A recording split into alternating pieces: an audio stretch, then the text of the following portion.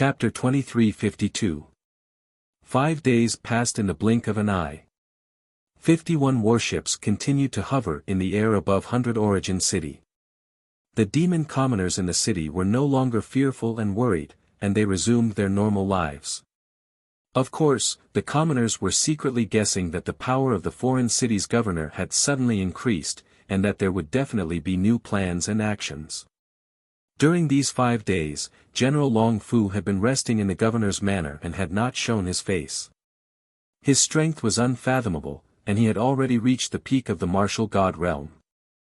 With Anu's help, he only needed 4 days to learn the basic words and languages of the human and demon races. He then asked Anu to find tens of thousands of books, and he flipped through them at an astonishing speed. He only needed to scan with his divine sense to quickly finish reading a book and memorize it. In a short 24 hours, he had finished reading tens of thousands of books. He now had a deeper understanding of the Shenwu continent's culture and history. One afternoon, General Long Fu was flipping through books in his study. Footsteps suddenly sounded from outside the door. Anu quickly entered the study and bowed to General Long Fu. He reported, "General, I sent a letter to Baiming Palace yesterday, and I just received a reply from the great demon saint, Ling Xian." General Long Fu closed his eyes and continued reading with his divine sense. He did not even raise his head as he asked, "What's the situation?" Anu frowned and replied angrily, "I've already explained that the general has led an army here and wishes to discuss important matters with the ancestral demon god. However, Ling Xian is still arrogant and rude, and he actually rejected our visit. He said that there is no connection between the two races, and there is no need for cooperation. Rather than targeting Baiming Mountain, we might as well set our sights elsewhere. After all, Baiming Mountain is just a barren and cold place, while there is a vast and rich world outside."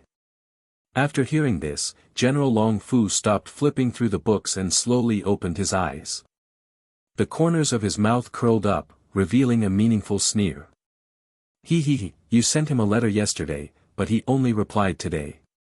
What does this mean?" This was not Ling Xian's decision, but a decision he made after discussing it with the ancestral demon god. Anu was stunned for a moment before a look of realization appeared on his face. He quickly nodded and said, "I see. Lord General is indeed wise." General Dragon Subduing ignored his flattery and continued, "On the surface, it seems that the demons have rejected our visit, which is truly arrogant and rude. But this just shows that the demons are afraid of our power and are worried that we will invade Dark North Mountain. Therefore, they expressed that the North Underworld Mountain was not worth our effort and advised us to set our sights elsewhere. This is actually admitting defeat, compromising and giving in." Anu nodded his head and said with admiration, "General, you are really brilliant. You didn't even need to look at the letter.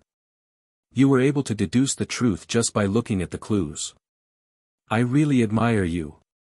Since the demons have shown weakness, what are we waiting for? Why don't you lead the army to conquer North Underworld Mountain and enslave all the demons?" General Dragon Fu looked at him from the corner of his eyes and said with a playful smile, "Have you forgotten what I said a few days ago? Since you are so eager to attack and occupy the North Underworld Mountain, it seems that you have been greatly humiliated by the devil race. Are you eager to take revenge?" Anu's body stiffened and he quickly bowed. He smiled and said, "General, please forgive me. I was rash." General Dragon Fu retracted his cold gaze and said with a playful tone, "Ignore the demons for now. Pass down the order to prepare to conquer the 72 cities. That ancestor fiend god has an unfathomable background, but he is able to endure and give in. He is definitely not someone easy to deal with. If our race invades North Underworld Mountain, we will be able to win, but we will have to pay a price. After all, the demons are brave and skilled in battle. They are not afraid of death and their numbers are as numerous as the hairs on a cow. In the end, what we will get is a barren land. Why bother? I understand. I will pass on the order now." Anu bowed, turned around and left. After Anyu left, General Dragon Fu continued to read his book as if nothing had happened. After a quarter of an hour, Anyu returned and reported respectfully, reporting to the general, "The army is ready. Please board the leading ship and lead the troops." General Dragon Fu did not even raise his head and said indifferently, "It is just 72 cities. Why do I have to go personally? Pick 40 warships and lead the fleet. Leave 10 warships behind and send them to the various tribes and cities to plunder as much resources as possible." Anyu was stunned and subconsciously asked, "General, why do we need to plunder the resources of the 4 southern regions? Are we going to leave North Underworld Mountain?" "Of course." General Dragon Fu was expressionless. "After we take down the 72 cities, that will be our main camp. Remember, don't kill everyone. We still need a large number of slaves." Anyu nodded and said expectantly, "I understand. Please rest assured, General." He then bowed and left the study. As he flew into the sky from the city lord's residence, he could no longer suppress the excitement in his heart and revealed a proud smile. "General, you really have a lot of trust in me and think highly of me. This is the first battle of the army's conquest of Shenwu continent. General, you actually let me lead the army and take full control. Ha ha ha. What an honor." As this thought flashed through his mind, Yuan adjusted his silver armor and cloak, straightening his back even more. Whoosh! He stepped onto the leading warship and strode toward the door. The 4 black-armored guards on both sides bowed respectfully and shouted in unison, "Greetings, Deputy General." Anyu pretended to be dignified as he nodded and stepped onto the warship. He waved his hand in high spirits and order the entire army to set off. Immediately, 2 black-armored guards released dark red signal arrows that shot into the sky. Boom! The 2 signal arrows exploded in the sky, releasing a dark red light that covered the sky like blood. Immediately after, a total of 40 warships flew across the sky in a grandiose manner and sped toward the south. North Underworld Mountain was adjacent to the 72 cities and was not far from each other. The Heaven Crusher's warships were basically void god treasures, which were commonly known as divine artifacts. Their flight speed was naturally extremely fast and unbelievable. A short 8 hours later, the grandiose fleet arrived within the borders of the 72 cities. In the mountain range in front of the fleet, 2 cities could be vaguely seen. Anyu stood on the deck at the front of the warship and looked down at the 2 ancient cities in the mountains. His lips curled into a sinister smile. 10 months ago, I personally went to conquer the 72 cities. Just as I was about to succeed, Ji Tianqing ruined my plans and caused me to suffer heavy losses. Now that I've made a comeback, I must take down the 72 cities in one fell swoop and enslave all the commoners. Chapter 2353. Anbei City. This city was located in the northernmost part of the 72 cities and was the closest to North Underworld Mountain. 10 months ago, Anyu had led the demon army to attack. Half of the city had been destroyed, and hundreds of thousands of citizens had died under the blades of the demon race and the foreign races. There were also hundreds of thousands of citizens who had been forced to flee Anbei City. Fortunately, Ji Tianqing and Yun Yao had rushed over to save them and repelled Anyu and the demon race's army, saving Anbei City. For the past 10 months, Anbei City had been recuperating.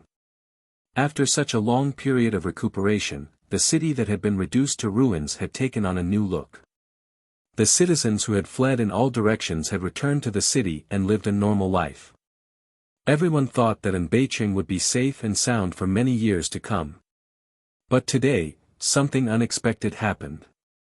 In the originally clear blue sky, a large number of black shadows suddenly appeared and blocked the dazzling sunlight. More than half of Anbei City was shrouded in shadows.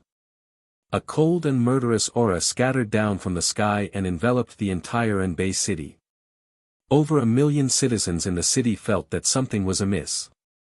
The air seemed to have frozen, and the atmosphere in the city was extremely oppressive.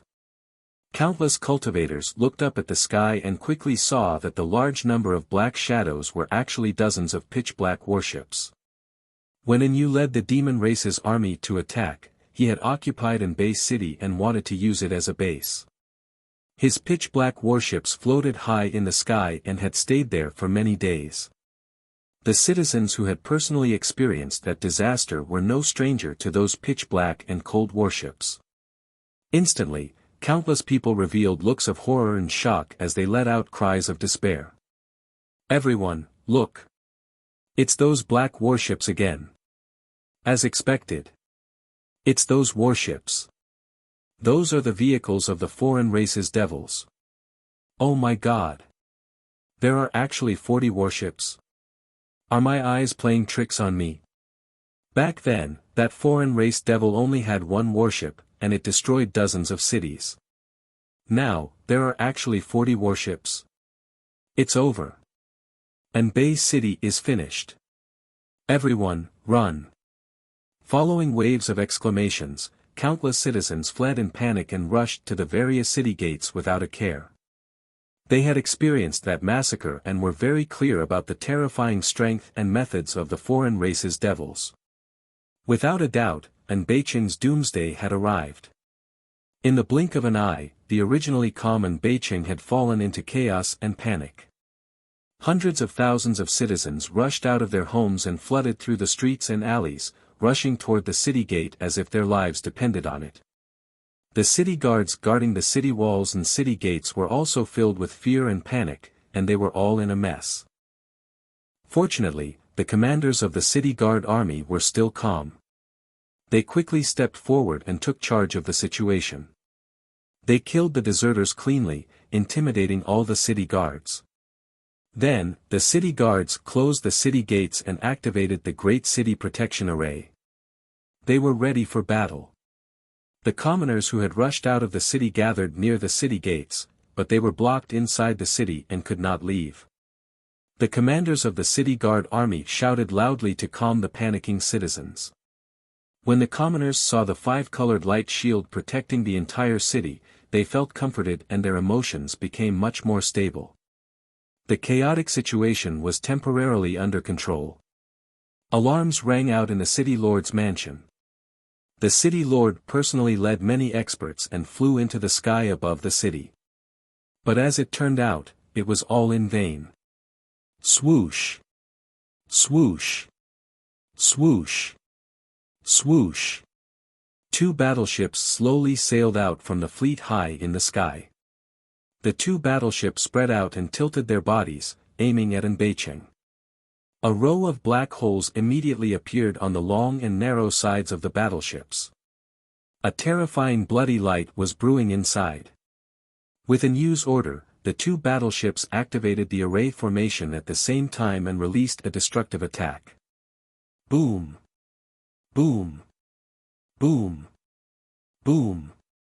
The cannons of the two battleships spewed out dense blood-colored light pillars that descended from the sky and blasted toward Anbeicheng. A total of 200 blood-colored light pillars shot out like a rain of arrows and instantly blasted the city protection array. The five-colored light shield within a radius of 200 miles was blasted into smithereens, and billions of light shards burst out.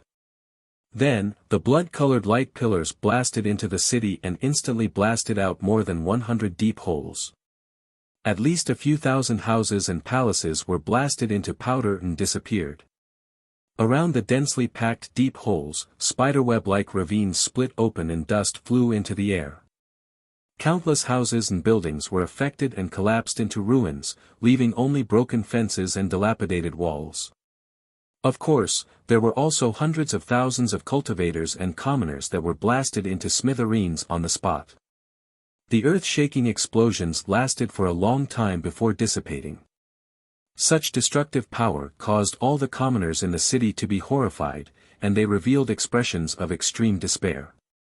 Including the city lord, his body stiffened as he stood rooted to the ground. His heart turned cold. Anbeicheng's doomsday had arrived. Faced with such terrifying power, it was difficult for the commoners to have any thoughts of resisting. The two battleships only needed to blast twice more and Beijing would be razed to the ground. The commoners in the city were silent for a full 10 breaths. Then, furious roars and cries of despair erupted from the crowd. Right at this moment, in the fleet high in the sky, the leading Black Dragon battleship slowly opened its doors. A tall and sturdy figure in golden armor appeared at the bow of the ship. He was Deputy General Yu. He wore golden armor with a scarlet battle robe draped over his shoulders. He had an awe-inspiring and insufferably arrogant posture. He looked down at Beijing from above with a cold smile on his face. His voice was as loud as a bell as he shouted, "Lowly commoners, I'm back. This time, the 72 cities will become my clan's territory. No one can stop me. Those who give up resisting can still keep their lowly lives. Those who don't obey will be killed without mercy." And Yu spoke in human language, and his voice reverberated throughout the entire city. Although his voice was a little clumsy and his accent was a little strange. However, the 1 million martial artists and common people in the city all heard it loud and clear. Instantly, countless cultivators recognized him and cursed angrily. And you saw that the people in the city were agitated. The commoners were shouting in grief and indignation as they cursed him hysterically. Therefore, he raised his right hand expressionlessly and slapped down at the city below. Boom! A blood-red palm the size of a mountain descended from the sky and slammed into the city, causing a loud explosion that shook the world. Instantly, the area within a 15-kilometer radius was blasted into a huge pit. All the houses and buildings in this area were reduced to dust. Almost 100,000 cultivators and commoners were killed on the spot. Not a single complete corpse was left. The entire Beijing shook violently. Wide ravines split open around the huge pit. As a result, the previously noisy Beijing immediately quietened down. The commoners who were filled with grief and indignation were also silent. They did not dare to make any noise. Chapter 2354. In a short period of an hour, Anbei city had fallen into enemy hands. The city lord and many experts knew that they were powerless to resist. If they angered Yu, the entire Anbei city would be turned into ashes and all the citizens would die. To Yu and his large fleet, they only needed to bombard the city twice. In order to protect Anbei city and the 1 million citizens in the city lord and the soldiers chose to surrender. Hence, Yu sent a battleship into Anbei city to take over the city. The captain of the battleship was a martial god and there were hundreds of martial sage realm warriors under him. Controlling Anbei city was as easy as flipping one's hand. As for how to control the city, there was no need for Yu to say anything. The captain and the hundreds of warriors knew what to do. After all, they were the executioners who had conquered the universe and slaughtered the various worlds. They had done this countless times and were very familiar with it. After that, Yu led 39 battleships out of Anbei city in a grandiose manner and headed towards the next city. The closest city to Anbei city was Tong'an city. When Yu had led the demon race army to attack, he had also taken over this city. 10 months had passed and Tong'an city had been rebuilt. It had returned to its original state. The citizens in the city had also gradually settled down and were recuperating. However, with the arrival of Yu and his fleet, disaster struck again. Yu did not waste any time. When he arrived in the sky above Tong'an city, he sent out 2 battleships to bombard the city protecting array. With a few earth-shattering explosions, the city protecting array collapsed on the spot. Tens of thousands of houses and close to 100,000 citizens in the city were turned into ashes on the spot. What happened next was self-evident. The entire process was similar to taking over Anbei city. Yu's powerful force and his fleet's deterrence made the citizens in the city feel despair. No one had any thoughts of resisting and could only surrender. Just like that, the second city fell. The foreign races did not pay any price and did not suffer any casualties. They easily took over the city. And you ordered a battleship to stay behind and take control of Tongan City. Then, he led the fleet to the next city. Following that, similar scenes repeated themselves. As the fleet continued to head south, one city after another was taken over by the foreign races.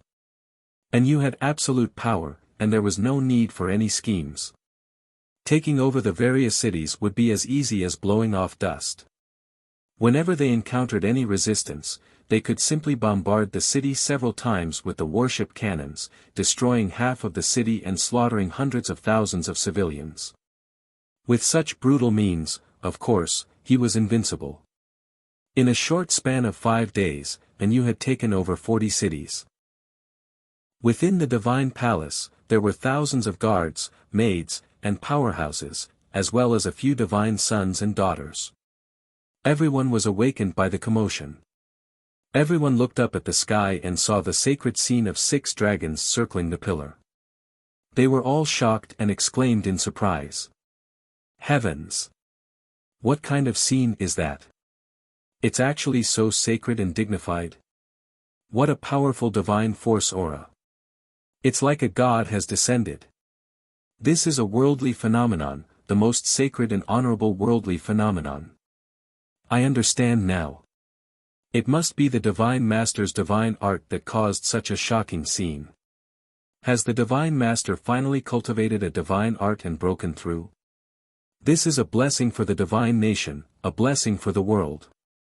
It's been 300 years. Is the Divine Master finally coming out of seclusion? Similar exclamations and discussions could be heard throughout the divine palace. Everyone was ecstatic, and their bright eyes were filled with anticipation. The divine sons and daughters were especially proud as they hurried to the secret room where martial god Tianju was in seclusion.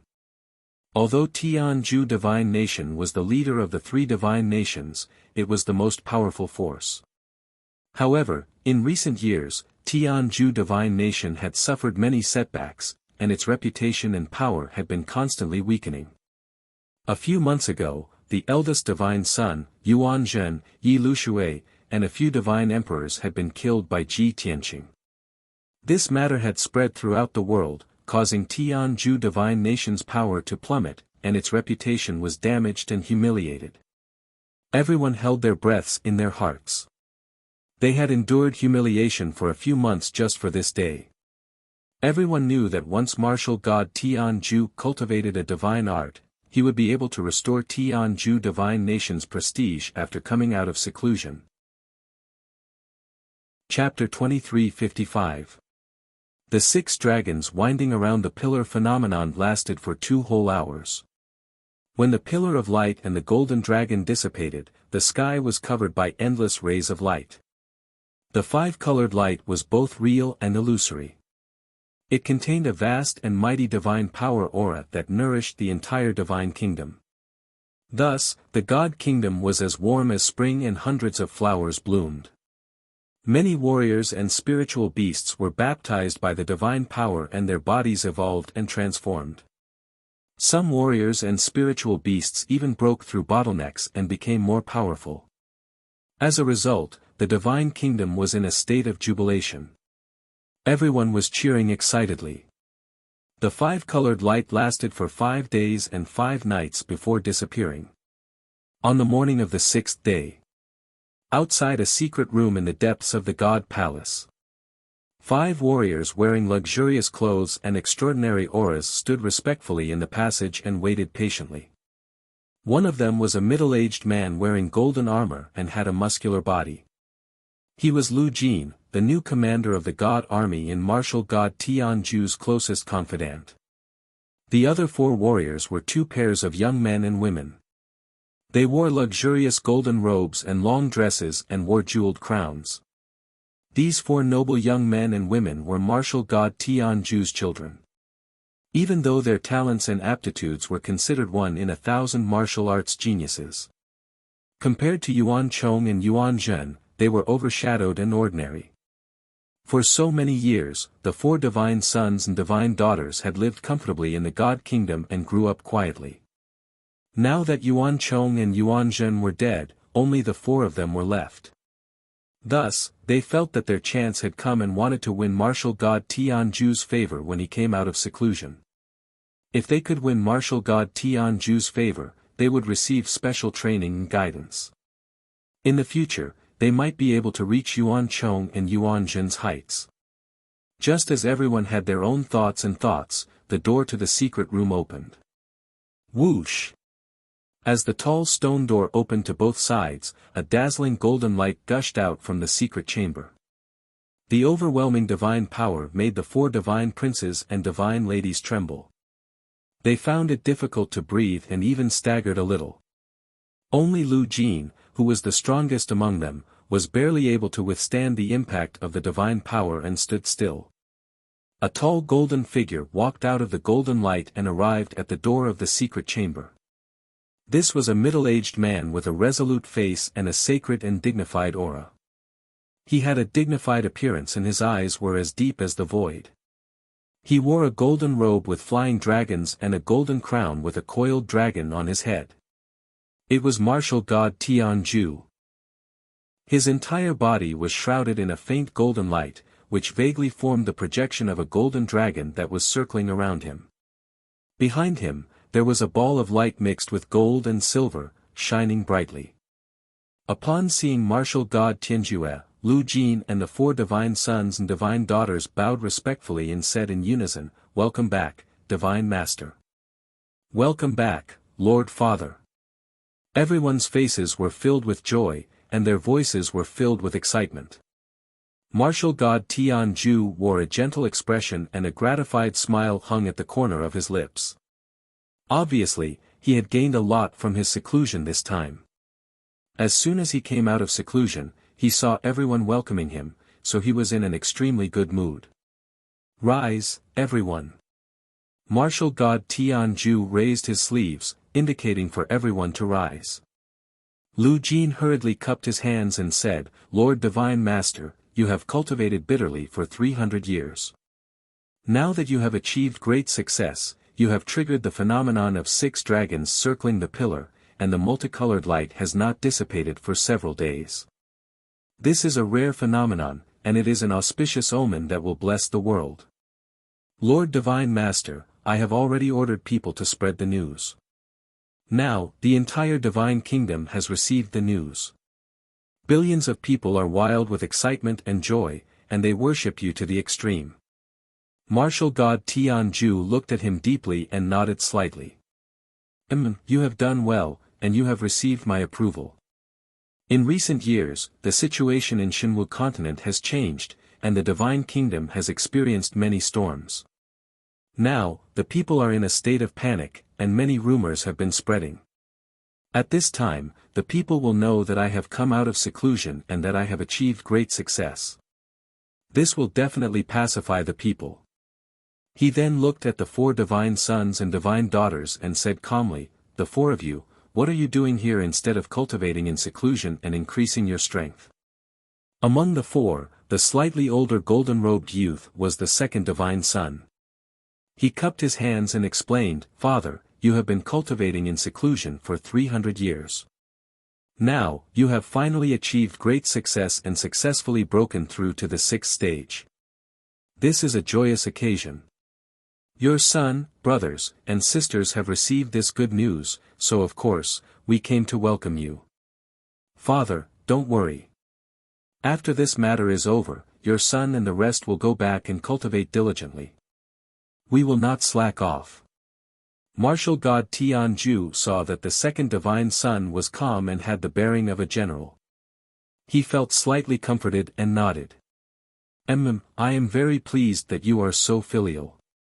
The thin youth standing behind the second divine son was the third divine son. He had an indignant expression and said to martial god Tianju, "Father, while you were cultivating in seclusion, the Luoshui Divine Kingdom and the Boundless Divine Kingdom were very complacent. They forgot about your supreme divine might and dared to compete with our Tianju Divine Kingdom. Especially that Ji Tianqing, he was unpardonably evil and had committed a heinous crime. Father, you must kill that bastard with your own hands and tear him into pieces to avenge 4th brother and big brother." Martial god Tianju immediately frowned when he heard the third divine son's words. His expression became a little gloomy. The second divine son observed his expression and hurriedly glared at the third divine son. He said in a dignified tone, "Third brother, today is the joyous day that father has come out of seclusion. How can you mention this? Father knows clearly what happened before. He must have his own ideas and plans. Why do you need to remind him?" The third divine son was very unhappy when he saw his second brother scolding him. He wanted to refute. Martial god Tianju waved his hand to stop him and said with a cold expression, "Third brother is right. Luo Shui and Boundless Divine Kingdom are a little complacent and have forgotten the lesson I taught them. However, the one who deserves to die 10,000 deaths, and the one I hate the most is Ji Tianxing. Not only did he kill Yuan Zhen and Yuan Chong, but he also killed Yi Lushui, Qin Zheng, and a few divine emperors. He caused the decline of the martial saints in our country. If I don't crush Ji Tianxing's bones and scatter his ashes, how can I let it go?" The second divine son nodded to show his agreement and said with a worried expression, "Father, of course, we must make him pay 100-fold for such a deep blood feud. However, everyone knows that martial god Luo Shui is protecting Ji Tianxing in every possible way. If you kill Ji Tianxing personally, martial god Luo Shui will definitely stop you. At that time, you will inevitably have a great battle with her. The two divine kingdoms will probably go to war because of this." Martial god Tianju sneered and said in a cold voice, "So what? I have already sworn that I will kill Ji Tianxing no matter what. Even the heavens can't save him." Chapter 2356. Martial god Tianju's tone was overbearing and tyrannical. Lu Jin, the four godsons, and the goddesses were all intimidated by his domineering aura. Everyone was filled with respect. Their hearts were filled with awe, and there was also a trace of anticipation. Lu Jin was the best at figuring out the intentions of his superiors, so he quickly echoed, "Ji Tianxing has committed a heinous crime. Of course, he will die without a doubt. Even if martial god Luo Shui wants to protect him, it's useless. If he angers the master god, he'll kill her as well. Anyway, the master god has already mastered his divine arts and is now the absolute leader of the three martial gods. No one in the entire Shinwu continent is your match."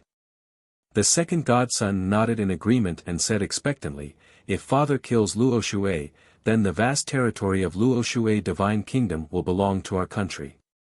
Ha! If that's the case, father won't be far from unifying the entire Shinwu continent.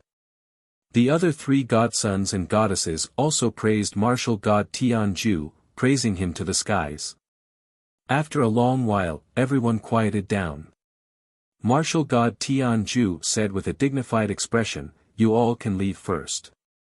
I've just come out of seclusion and have many matters to attend to. Now that the Shinwu Divine Kingdom's talents have withered, there are many things that I need to do personally." The second and third godsons took the opportunity to step forward at the same time. They cupped their hands and bowed. "Your sons are willing to share your worries and solve your problems, father." Martial god Tianju glanced at them and said indifferently, "Well, Yuan Zhen and Yuan Chong are no longer here. You should grow up and strive to be independent as soon as possible. From now on, the two of you will follow Lu Jin and learn how to manage the Shinwu Divine Kingdom's affairs." The two godsons were overjoyed and quickly bowed to express their gratitude to martial god Tianju. Martial god Tianju did not waste any more time and stepped through the passage to the study. Lu Jin and the other godsons and goddesses also left one after another, each busy with their own affairs. Over the next few days, martial god Tianju stayed in the palace, reviewing the mountain of memorials and letters and managing the Shinwu Divine Kingdom's affairs. The two godsons also followed Lu Jin, learning how to manage the kingdom's affairs while using their own schemes and methods to fight for power. Unknowingly, 8 days had passed. Martial god Tianju had finally finished handling the kingdom's affairs. For a long time in the future, the heaven and divine nation would be at peace. He didn't need to worry about it. On the morning of the 9th day, he left the divine kingdom alone and rushed towards the pillar of heaven's mountains. This time, he wanted to personally kill his way to Tianzhu Mountain and behead Ji Tianqing. With his strength at LV6 martial god realm and the power of the 3 divine weapons, killing Ji Tianqing would be a piece of cake. No one could stop him. Meanwhile, at the peak of the pillar of heaven's mountains, a few days ago, Ji Tianqing and Yunyao ended their closed-door training. However, the two of them cultivated for a few more days in the secret chamber to consolidate their martial arts foundation. After a few months of bitter cultivation, their strength had increased greatly, and their battle prowess had soared by many times. Ji Tianqing had long reached the rank 7 martial sage realm. Now that his powers were vigorous and his foundation was solid, he was not far from the rank 8 martial sage realm. Not only had Yunyao recovered from her injuries, but she had also refined the shadowless dual swords and the godly armor. Moreover, her strength had also broken through and she had successfully reached the rank 7 martial sage realm. When the sun rose, the couple ended their cultivation at the same time and opened their eyes. The two of them looked at each other and left the secret chamber at the same time. We have been in closed-door training for so long. I wonder if there have been any changes in the pillar of heaven's mountains. It has only been a few months. Even if there have been any changes, it would not have been much. The two of them talked softly as they walked towards the room where they were staying. At that moment, a guard at the entrance of the passageway suddenly stopped the two of them. The guard knelt down respectfully and reported, "Welcome young Master Ji and Madam Ji. The Yellow Dragon Grand Deity has instructed me that he has urgent news to report to young Master Ji immediately. Please wait for a moment, young Master Ji. I will inform the Grand Deity now." Upon hearing the news, Ji Tianqing immediately frowned and said solemnly, "Urgent news? There is no need to inform him. I will look for him now." After saying that, Ji Tianqing quickly left with Yunyao and rushed towards the Huanglong Daoist study room. In the elegant and quiet study room, the Huanglong Daoist was sitting in front of the study table. He held a memorial in his hands and stared at it intently. His expression was a little ugly. He stared at the memorial for a long time without moving his gaze away. His white brows furrowed tightly and there was a look of worry between his brows. Upon seeing this, Ji Tianqing and Yunyao stepped into the study room and asked, "Huanglong, what happened?" The Huanglong Daoist, who was deep in thought, was instantly awakened. He immediately regained his senses and hurriedly stood up and bowed respectfully. He said respectfully, "Disciple Huanglong welcomes Master and Madam Ji." Ji Tianqing waved his hand and said sternly, "There is no need to be so polite. Let's talk about serious matters first. Is the pillar of heaven's mountains in danger? Why are you so worried?" The Huanglong Daoist shook his head and then nodded. He said in a low voice, "Master, just 10 days ago, I received news from the scouts. And you has appeared again." He led a large group of strange-looking black battleships into the 72 cities and started a massacre in each of the cities. In just a few days, and you led the mutated tribe experts to invade more than 40 cities. Now, the remaining 30 cities have fallen into Anyu's hands. The sudden news made Ji Tianqing's expression change. He furrowed his brows tightly. Anyu has made a comeback. He even brought a large group of black battleships with him. The Huanglong Daoist nodded and said solemnly, "That's right. The scouts at the front line saw it with their own eyes. There is no falsehood.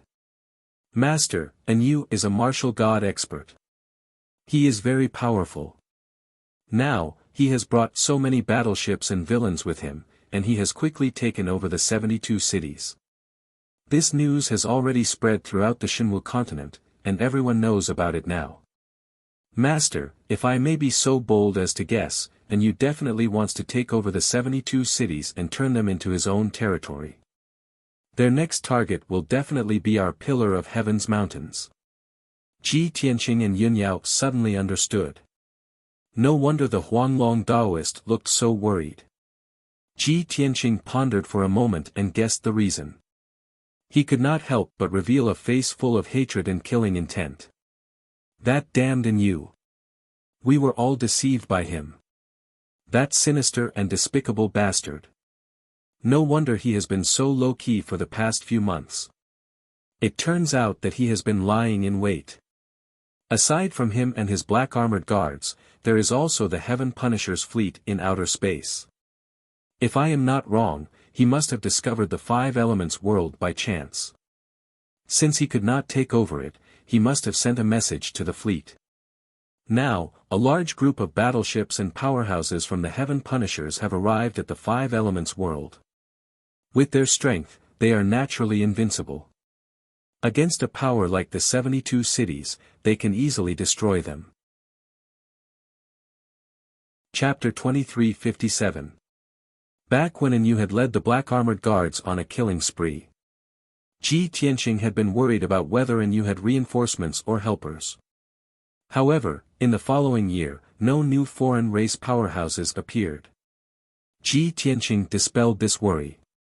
He only wanted to increase his strength as quickly as possible so that he could kill Yu as soon as possible and get rid of this scourge. However, he had just come out of seclusion when he heard this bad news. It was only now that he realized that Yu had reinforcements, and that there were quite a few of them. Huanglong, how many warships does Yu have in total? Ji Tianqing looked at Huanglong Taoist with a serious expression and asked in a deep voice. Huanglong Taoist thought for a moment and replied uncertainly, our scouts don't dare to get close to the fleet. They can only observe from afar and gather information from the commoners. According to the scouts, there are no less than 30 warships, but there shouldn't be more than 50 of them either. When he heard this, Ji Tianqing's pupils shrank, and a look of shock flashed across his eyes. All of a sudden, there are so many battleships. According to the personnel of Yu's warship, each warship has a martial god captain and over 100 martial sage warriors and guards. If that's the case, doesn't that mean that he has 3,000 to 4,000 martial sages and over 30 martial gods? Hiss. Huanglong Taoist was stunned on the spot. His body stiffened, and he couldn't help but suck in a breath of cold air. Yun Yao's body also trembled, and her expression became extremely serious. She muttered to herself, 3,000 to 4,000 martial sages and over 30 martial gods. That's 10 times the number of powerhouses on Shenwu continent. This is too exaggerated. When she thought of this, she looked at Ji Tianqing with a burning gaze and asked, Tianqing, could you have made a mistake in your estimation?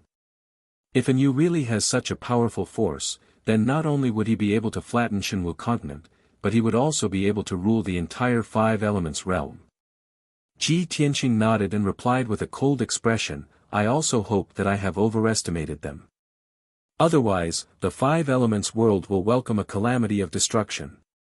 Huanglong Taoist finally recovered from the shock and asked worriedly, Master, 72 cities have fallen, and it is said that they have become the headquarters of the alien race. We are the closest to the 72 cities, and we can be invaded at any time. Over the past few days, the disciples had sent out most of their men to the northern region to defend with all their might. What else do we need to do? Ji Tianqing weighed the pros and cons and waved his hand. If Yu really leads the fleet to attack the Pillar of Heaven's mountains, those ordinary martial artists will not be of any use, they will all become cannon fodder. The best defense is actually offense. When the two saw her, they hurriedly greeted her. Greetings, Divine Master. Greetings, Divine Master Luo Shui. After bowing, Yun Yao took the initiative to ask, Divine Master, weren't you cultivating in your divine kingdom? Why have you suddenly come to Tianzhu Mountain? Ji Tianqing did not speak, but he looked at Luo Shui with a puzzled expression. Luo Shui's clear eyes revealed a serious expression, and she said in a low voice, I have indeed been cultivating in my divine kingdom for the past few months. However, 8 days ago, I suddenly sensed a strange phenomenon in the Tianju Divine Kingdom. In less than 2 days, news came from the Tianju Divine Kingdom. That guy has indeed come out of seclusion. Moreover, he has already mastered the revolving star passage divine technique, and his strength has increased by another level. Ji Tianqing and Yunyao were stunned when they heard the news. The two looked at each other, and their expressions became serious. Martial god Tianju has come out of seclusion. He has indeed mastered the divine technique, and he has increased by another level. Ji Tianqing frowned and murmured with a worried expression, blessings never come in pairs, and misfortunes never come singly. I just heard bad news, and now there is bad news. He knew very well what it meant for martial god Tianju to come out of seclusion. Yunyao suppressed her worries and bowed to Luo Shui, saying, "Thank you for the reminder, Divine Master. We will be extra careful and be on guard against martial god Tianju's revenge." Luo Shui shook her head calmly and said in a low voice, "No need to be on guard." Yunyao was stunned and asked in confusion, "What do you mean?" Chapter 23:58. Yunyao's expression changed when she heard Luo Shui's words. Ji Tianqing also looked up at the sky in the west. His expression was as cold as ice. He also sensed a sacred aura rapidly approaching from the sky 30,000 zhang above the ground. In the next moment, the calm sky suddenly shattered. Crack! A huge crack appeared in the sky. Dazzling golden light surged out from the crack. It was like the sun illuminating the world. Swoosh! A tall and burly figure stepped out from the crack. It was a man in a golden robe who was thousands of feet tall. He was as huge as a mountain. He looked majestic. His eyes were like lightning. 6 golden dragon shadows surrounded his body. He exuded the domineering aura of a king. He crossed dozens of miles in one step. In just 3 steps, he arrived at the peak of Sky Pillar Mountain and stood above the dojo. He looked down at Sky Pillar Mountain from above. His gaze locked onto Ji Tianqing, Yunyao, and Luo Shui on the dojo. He. Luo Shui, I expected that you would protect Ji Tianqing with your life.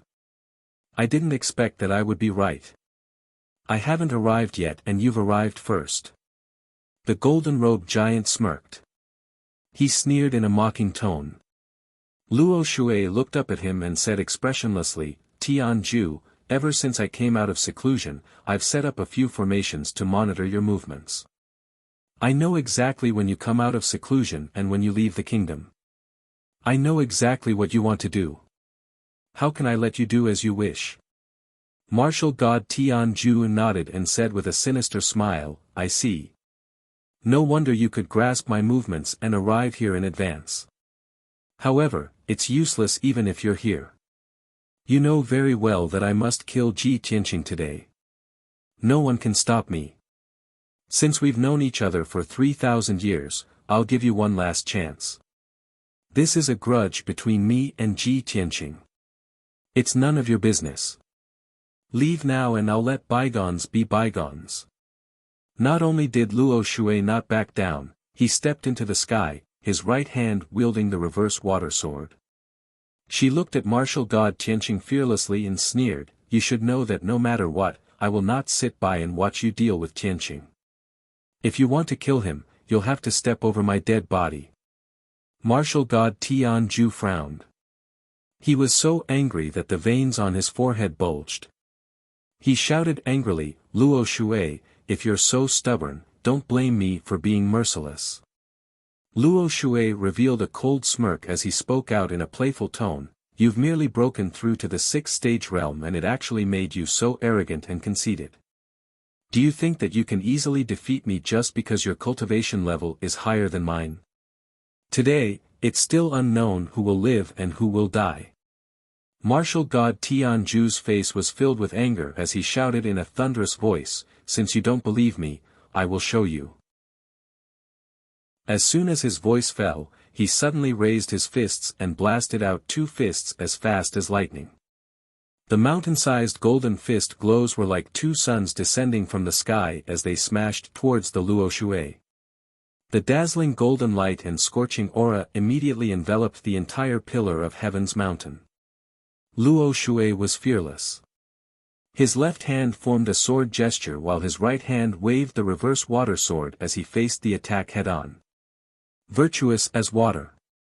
The reverse water sword released an icy blue brilliance that shot up to the sky as it instantly slashed out 36 icy blue sword glows towards the two golden fist shadows.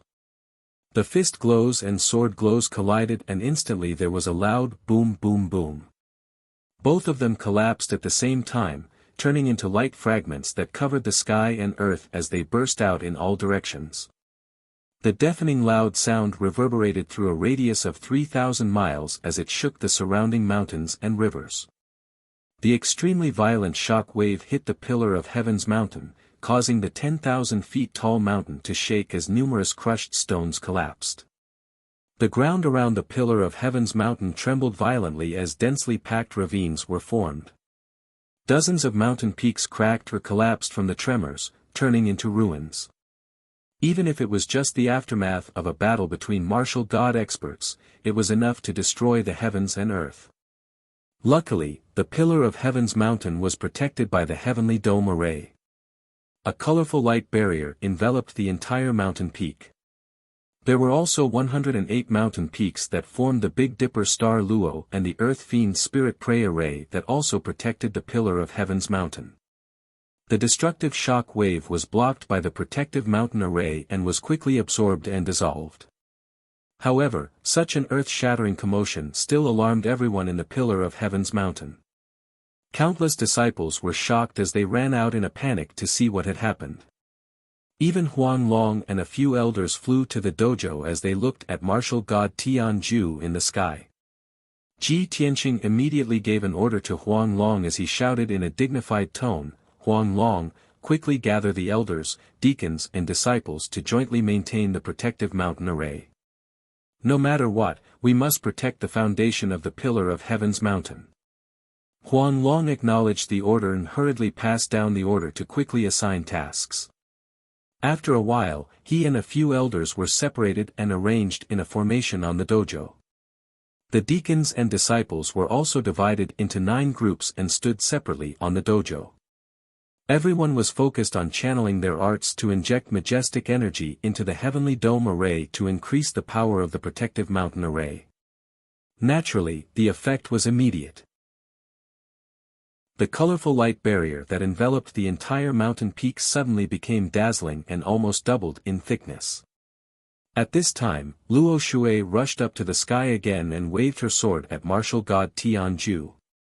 "I thought you had really improved by leaps and bounds after you had mastered the divine skill. The result is so disappointing." Martial god Tianju was infuriated by her. With a hideous smile, he took out a huge sword that could split the heavens. His body emitted a golden light that shot into the sky and formed a pair of huge wings. He, that was just the appetizer. Now, it's the real beginning. As he spoke, martial god Tianju held the huge sword with both hands and slashed down a sword light that was tens of thousands of feet long. Before the sword light arrived, the destructive and violent sword intent and invisible divine aura had already enveloped a radius of 1,000 miles. Luo Shui's expression was solemn as her body turned into a ball of icy blue light and instantly stabbed out 365 rays of icy blue sword light. Whoosh whoosh whoosh. The icy blue sword light blotted out the sky and bloomed in the sky. It was as dazzling as a fairy scattering flowers. Bam bam bam.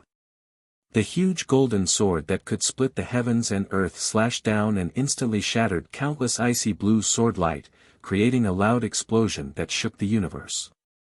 In the blink of an eye, the icy blue sword light that filled the sky was destroyed.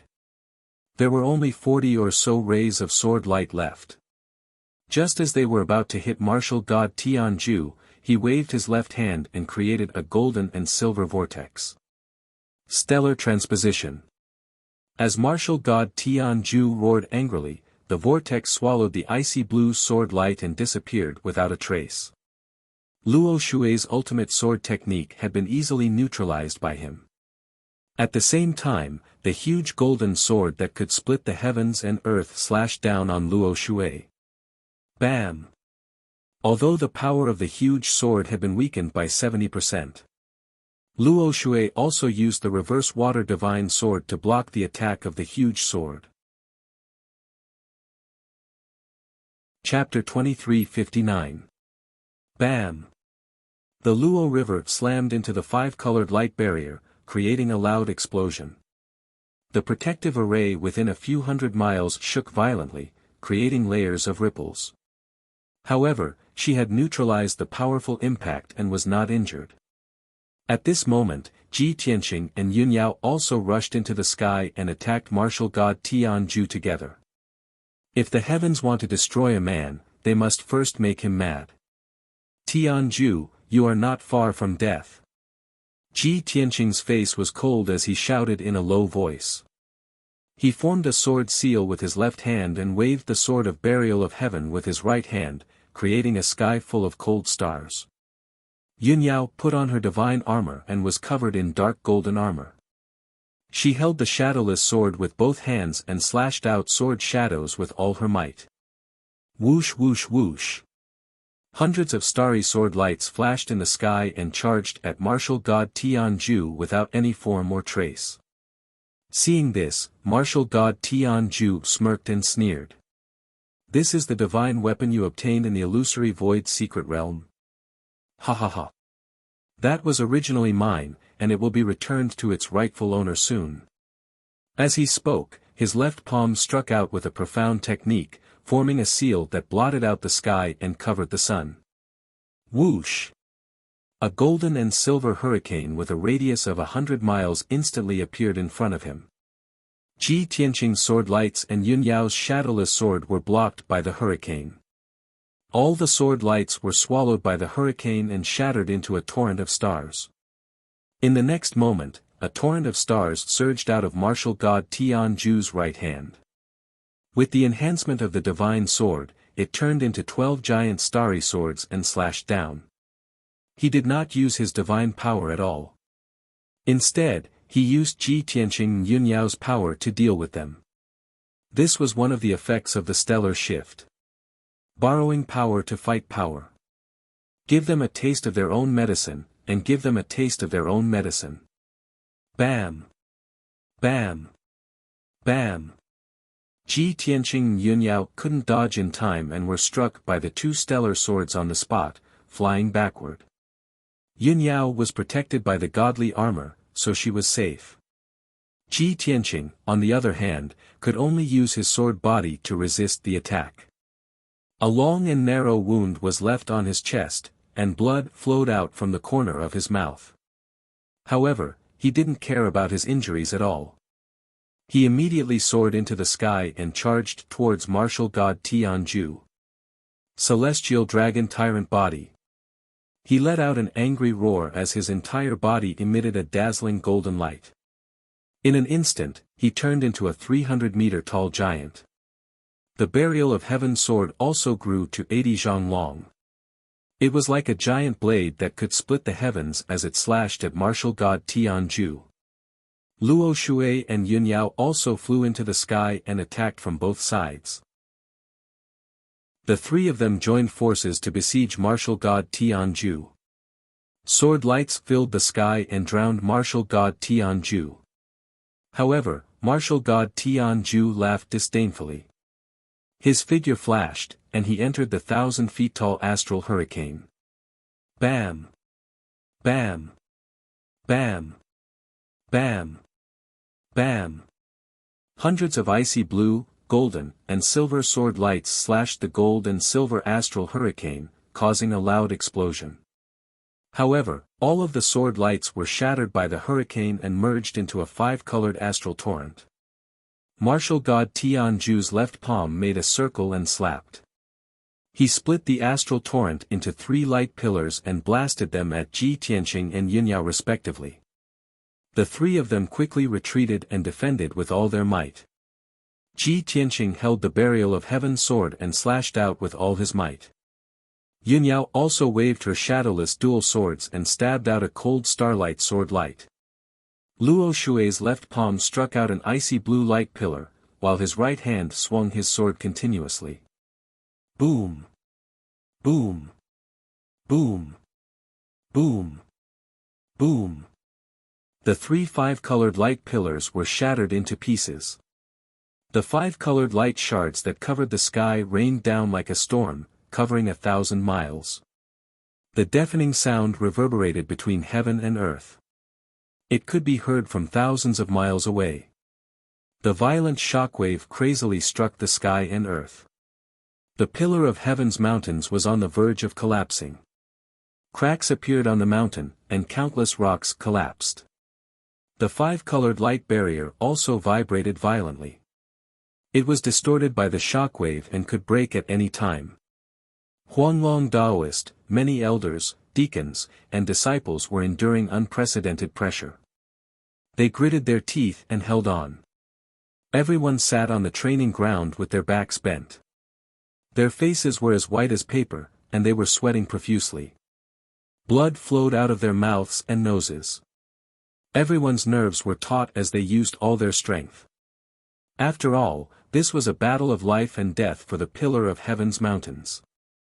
The enemy that the Pillar of Heaven's mountains was facing was the strongest of the 3 kingdoms, martial god Tianju. Sky-breaking sword. Moon-breaking sword. God-slaying sword. Ji Tianqing roared furiously. He kept waving his sword and using his killer moves to attack martial god Tianju. However, he kept the god-slaying flying dagger and did not use it. This was his biggest trump card. He would not use it unless it was a critical moment. Yunyao also teleported in the sky. She used the shadowless sword to slash out invisible sword lights. She tried her best to assassinate martial god Tianju. Luo Shui used all her skills. She used palm techniques, fist techniques, and sword techniques. She also used sword formations and movement techniques. She tried her best to hold martial god Tianju back. Her strength was not far from martial god Tianju's. In a head-on battle, she would only be defeated after at least 10,000 moves. With Ji Tianqing and Yunyao assisting from the side, the 3 of them gave martial god Tianju a lot of pressure. If martial god Tianju had not cultivated the revolving star passage divine technique and could use the power of others, he would have been defeated by the 3 of them. The 2 sides fought fiercely in the sky. Gradually, the battlefield shifted to the north. After 15 minutes, the 2 sides had exchanged more than 1,000 moves. They were finally far away from the Pillar of Heaven's mountains. Only then did the Pillar of Heaven's mountains, which was on the verge of collapse, gradually calm down. The towering and majestic mountain was already riddled with scars, filled with ravines and cracks. The mountain protection formation that enveloped the peak of the mountain had dimmed.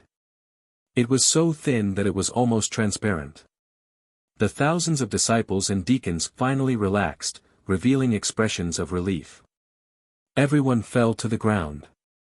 Their clothes were drenched in sweat.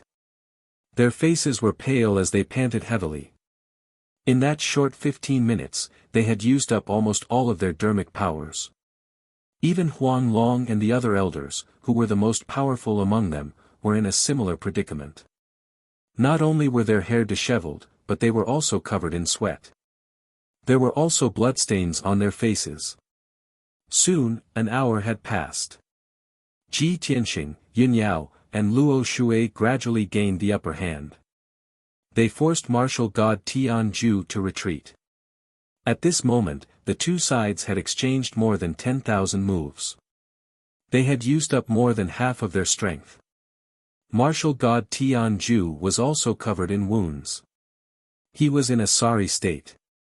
His golden robe had become a pile of rags. His long hair was draped over his shoulders. There were more than a dozen wounds on his chest and back. Luo Shui was also heavily injured. Not only was he in a sorry state, but there were also bloodstains at the corner of his mouth. There were at least 9 wounds on his body. Ji Tianqing's injuries were similar to hers. His arms, legs, and back were all bloody. Only Yun Yao's injuries were the lightest. Other than her internal organs being injured and bloodstains at the corner of her mouth, she was not injured at all. Chapter 2360. On the surface, it seemed that Ji Tianqing, Yun Yao, and Luo Shui had the upper hand. However, in actual fact, both sides were evenly matched and no one had the upper hand. Luo Shui was a rank 5 martial god and was only 1 rank lower than martial god Tianju. On the other hand, Ji Tianqing and Yun Yao were the most powerful among the martial sages. Both of them were gifted and had mastered powerful secret skills. They were also equipped with middle sacred weapons and their combat powers were comparable to rank 1 or 2 martial gods. It was as if martial god Tianju was being attacked by 3 martial gods. Fortunately, he had mastered the revolving star technique and was able to neutralize most of the attacks. Otherwise, he would have been defeated by the 3 of them. How could he have lasted until now? Damn bastards! They are only martial sages. How can their combat powers be so powerful? Martial god Tianju roared in his heart as he defended against the attacks of the 3. Back then, Kenshin was at the top of the mainland and no one was his match. At that time, martial god Tianju was jealous and dissatisfied. He was hostile toward Kenshin. However, he knew that he was no match for Kenshin and he had endured it. He did not show any goodwill toward Kenshin nor did he dare to provoke him. Now, Kenshin had reincarnated. As a martial sage, he had stirred up the entire mainland and fought with martial god Tianju for so long. No matter how dissatisfied martial god Tianju was, he had to admit that Kenshin was a rare genius. This man has already grown to such a stage. If he recovers to the martial god realm, won't he be invincible again? No.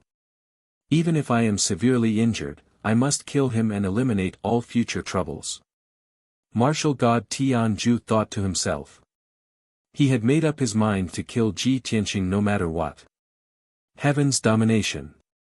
He suddenly let out a roar, and golden light that blotted out the sky and covered the earth gushed out from his body, merging into the heaven and earth within 1,000 miles. At the same time, he held the heaven-splitting sword tightly and slashed out 3 rays of golden sword radiance that were 1,000 feet long. Instantly, the entire area within a radius of a few thousand kilometers was illuminated by the blinding golden light. A peerlessly terrifying divine might of heaven and earth enveloped the entire area, ruthlessly suppressing Ji Tianqing. He was suppressed until he bent down. His face was pale and he broke out in cold sweat. It was difficult for him to move his feet, let alone escape. At that moment of life and death, a thought flashed across Ji Tianqing's mind. Tianju is a bastard. He actually didn't care about Luo Shui and Yao Yao's siege, and risked his life to kill me. In just an instant, he made up his mind and used his ultimate life-saving skill. Secret skill. As he let out a low shout, his body instantly disappeared, blending into the world within a radius of 1,500 miles. Within this area, the sky, the earth, the mountains, and the ruins had all become one with him. He Tianju was everywhere. Boom boom boom. Boom. Tianju, Tianju, he, heavens and heaven and earth, he was the heavens. Instantly, an earth-shattering noise exploded, shaking the heavens and spreading for thousands of miles. 3 deep chase-like chasms were created on the vast earth, hundreds of miles long and tens of thousands of feet deep. Endless dust burst out, covering the sky and the sun. Countless gullies appeared around the abyss, and the ground within a radius of 3,000 miles began to tremble as if a super earthquake had occurred.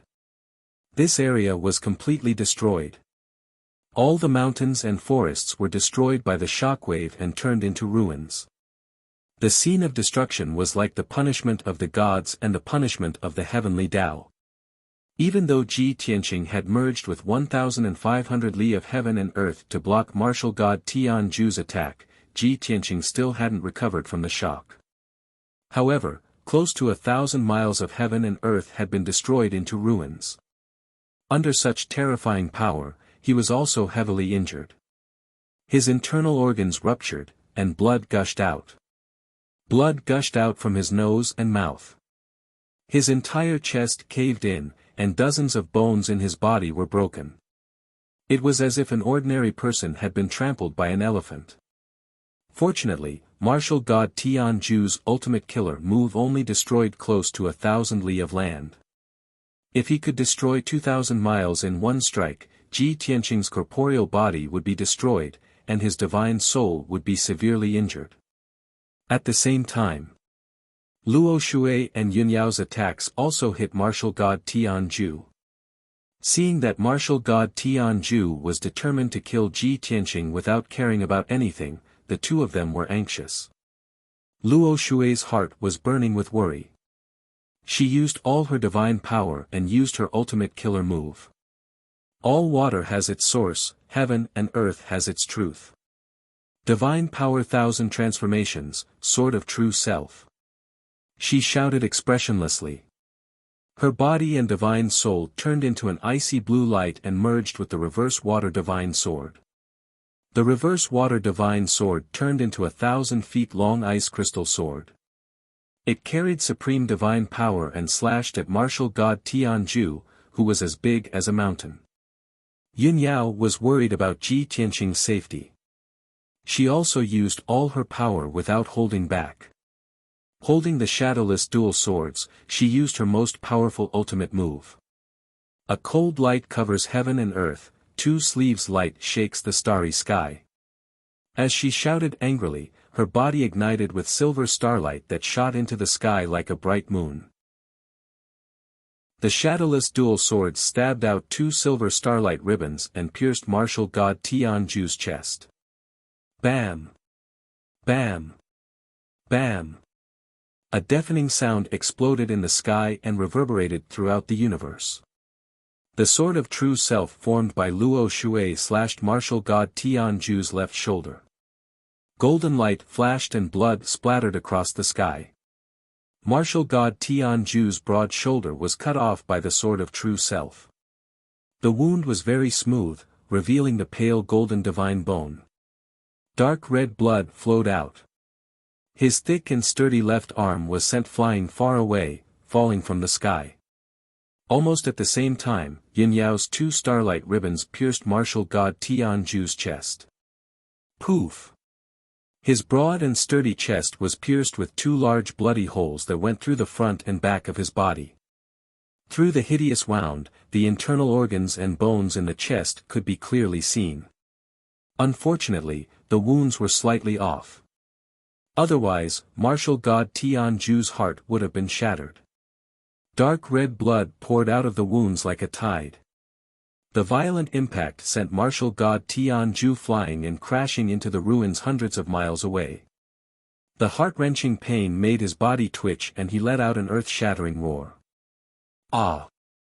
You 2 bitches, I swear I will tear you into pieces and burn your bones to ashes.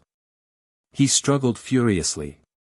He used his chi to shake off the dirt and rocks on his body and climbed out of the ruins. Heavily injured, he was like an enraged beast that had completely lost his mind. He held the sky-splitting sword with both hands and charged at Luo Shui recklessly, slashing down. Luo Shui and Yunyao's expressions changed and they hurriedly used their techniques to block. At the same time, Ji Tianqing, who was also heavily injured, silently appeared behind martial god Tianju. His clothes were ragged and his hair was disheveled. His white robe had turned dark red and his injuries were extremely miserable. Chapter 2361. Whoosh! The golden light flashed high in the sky and disappeared in a flash. The 3-inch golden knife was the god-slaying flying knife. Ji Tianqing had not used it since the start of the battle. Now, the god-slaying flying knife had shown its power. Martial god Tianju was charging toward Luo Shui in a frenzy. He was not prepared for Ji Tianqing's sudden appearance and sneak attack from behind with the flying knife. When he sensed that something was wrong and a chill of death rose from the bottom of his heart, it was too late. Bam! He was about to teleport away when he heard a muffled sound from behind him. Then, a heart-wrenching pain spread from his chest to his brain. From the corner of his eye, he saw a ray of dark golden divine light shoot out from his chest and disappear in an instant. The violent impact caused his body to shake violently. He staggered a few steps forward before he stopped. He stood stiffly in the sky and slowly looked down at his chest. A third bloody hole appeared in his chest, which was already badly mutilated. This bloody hole was smaller than the previous two, but it was fatal. The bloody hole was where his heart was supposed to be. Now, his heart had disappeared. Only a dozen pieces of broken flesh were left. His heart had actually been blasted apart by that golden light. Martial god Tianju immediately realized that after his heart was destroyed, his blood had stopped flowing. The life force of his physical body was also flowing away rapidly like a flood.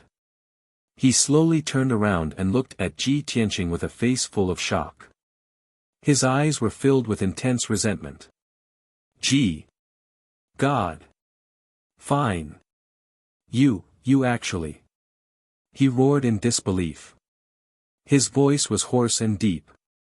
As he spoke, blood spurted out from his nose and mouth. He could not accept this result at all. Ji Tianqing, who was only a martial saint, had destroyed his heart and destroyed his divine body that he had cultivated for thousands of years. Ji Tianqing stood in the sky tens of thousands of feet away from him. He looked at him expressionlessly and said indifferently, "You, say your last words." The cold and emotionless words were like a great humiliation. They made martial god Tianju go crazy. No. I am the strongest person in the continent. How can I be defeated? So what if my physical body is destroyed? You want to kill me? You must be dreaming. Martial god Tianju roared hysterically. His body was engulfed in golden flames that soared into the sky. He crazily waved his left palm, shooting out a gold and silver light that blotted out the sky, blasting towards Ji Tianqing. He brandished the heaven-splitting greatsword with his right hand and recklessly slashed out hundreds of sword lights towards Yunyao and Luo Shui. Even if his heart was shattered, his body could still hold on for a short period of time. This was the strength of a martial god expert. Ji Tianqing, Yunyao, and Luo Shui hurriedly cast spells to block martial god Tianju's fierce attacks. Pang pang pang. The sword lights that were as dense as rain collided with each other with a loud bang, causing an earth-shaking explosion. The gold and silver light transformed into a 100-mile-wide whirlpool, trying to devour Ji Tianqing and shred him into pieces. Ji Tianqing had no choice but to retreat quickly. He repeatedly slashed out the starry sword light in an attempt to destroy the vortex. Taking advantage of the opportunity, martial god Tianjue executed a secret technique to break open the sky before him. Swoosh! A 1,000-foot-long gap appeared in the sky, connecting to the alternate dimension. I will return the pain I suffered today 100-fold sooner or later. Martial god Tianjue's eyes were bloodshot. He glared viciously at Ji Tianqing and Luo Shui as he said those words.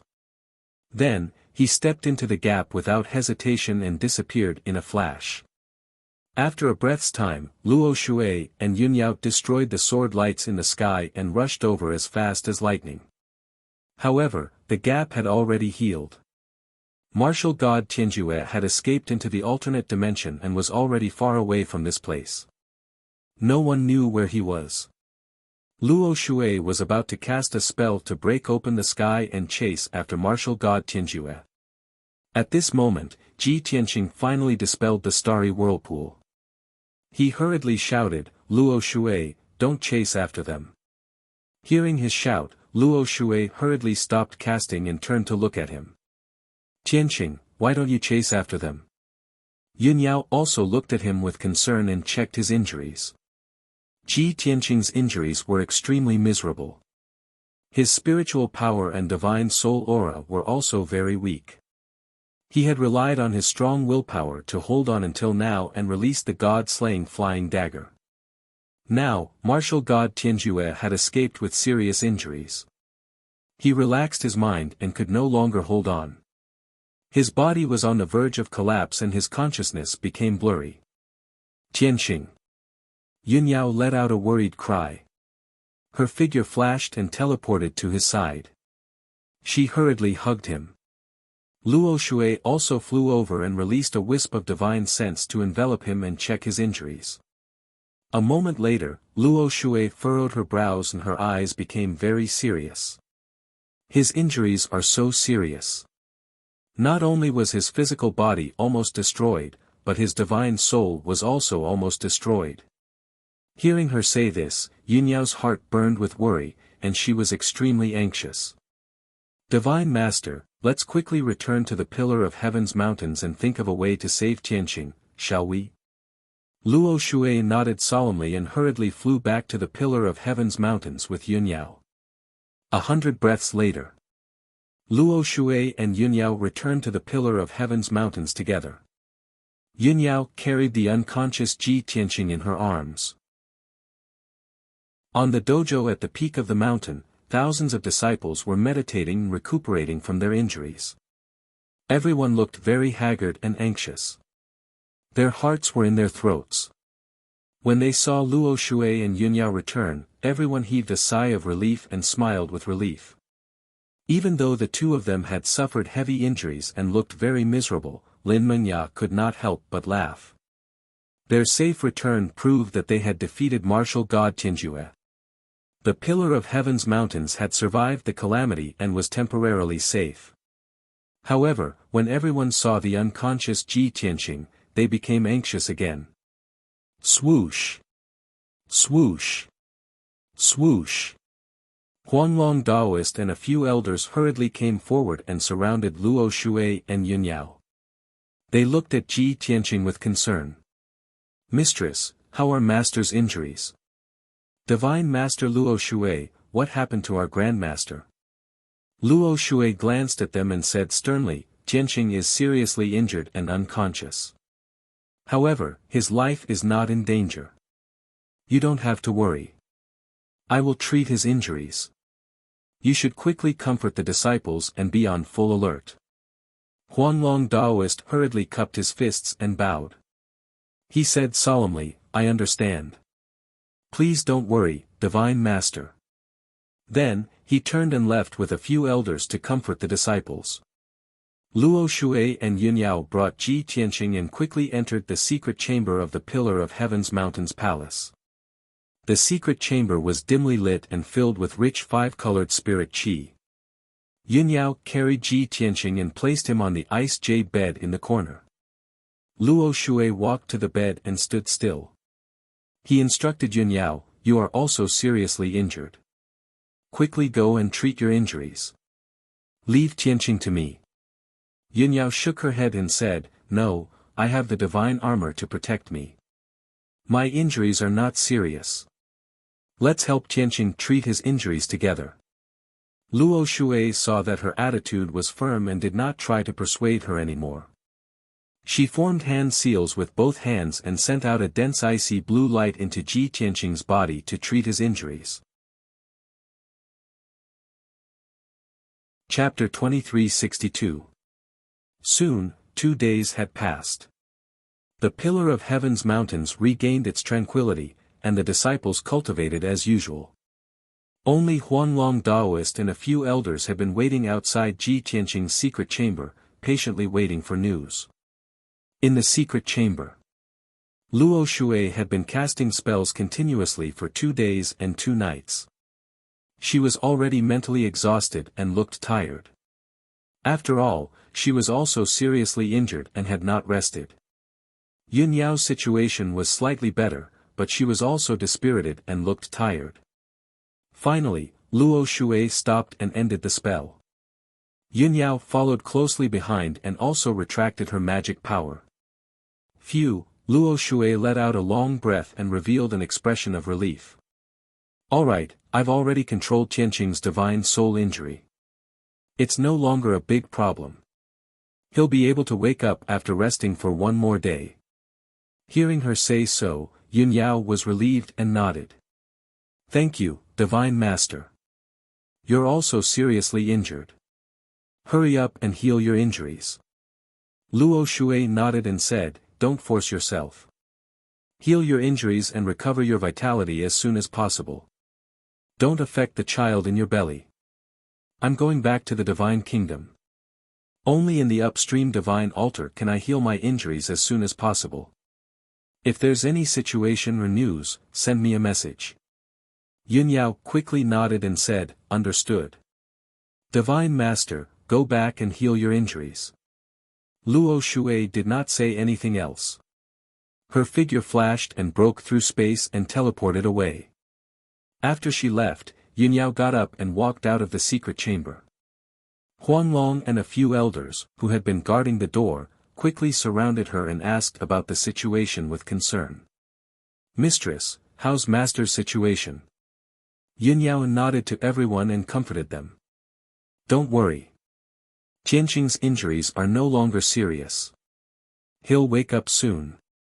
Now that the Pillar of Heaven's mountains is in a critical situation, you must not slack off. Keep an eye on the 72 cities at all times. If there's anything unusual, report it immediately. Huanglong Daoist and a few elders were finally relieved. They quickly bowed and said, yes, mistress. Yun Yao gave a few more instructions and asked everyone to leave. After Huanglong and the other elders left, she returned to the secret chamber and began to heal her injuries and recover her magic power. A day later, Ji Tianqing woke up. However, his injuries were too severe. His face was still pale, and his aura was very weak. Although Yun Yao was healing herself, she was constantly paying attention to his condition. Seeing that he was awake, Yun Yao quickly ended the treatment and came to him to ask about the situation. Tianqing, are you feeling better? Yes, the situation is much better. Ji Tianqing nodded. He slowly sat up and asked, Yao Yao, how are your injuries?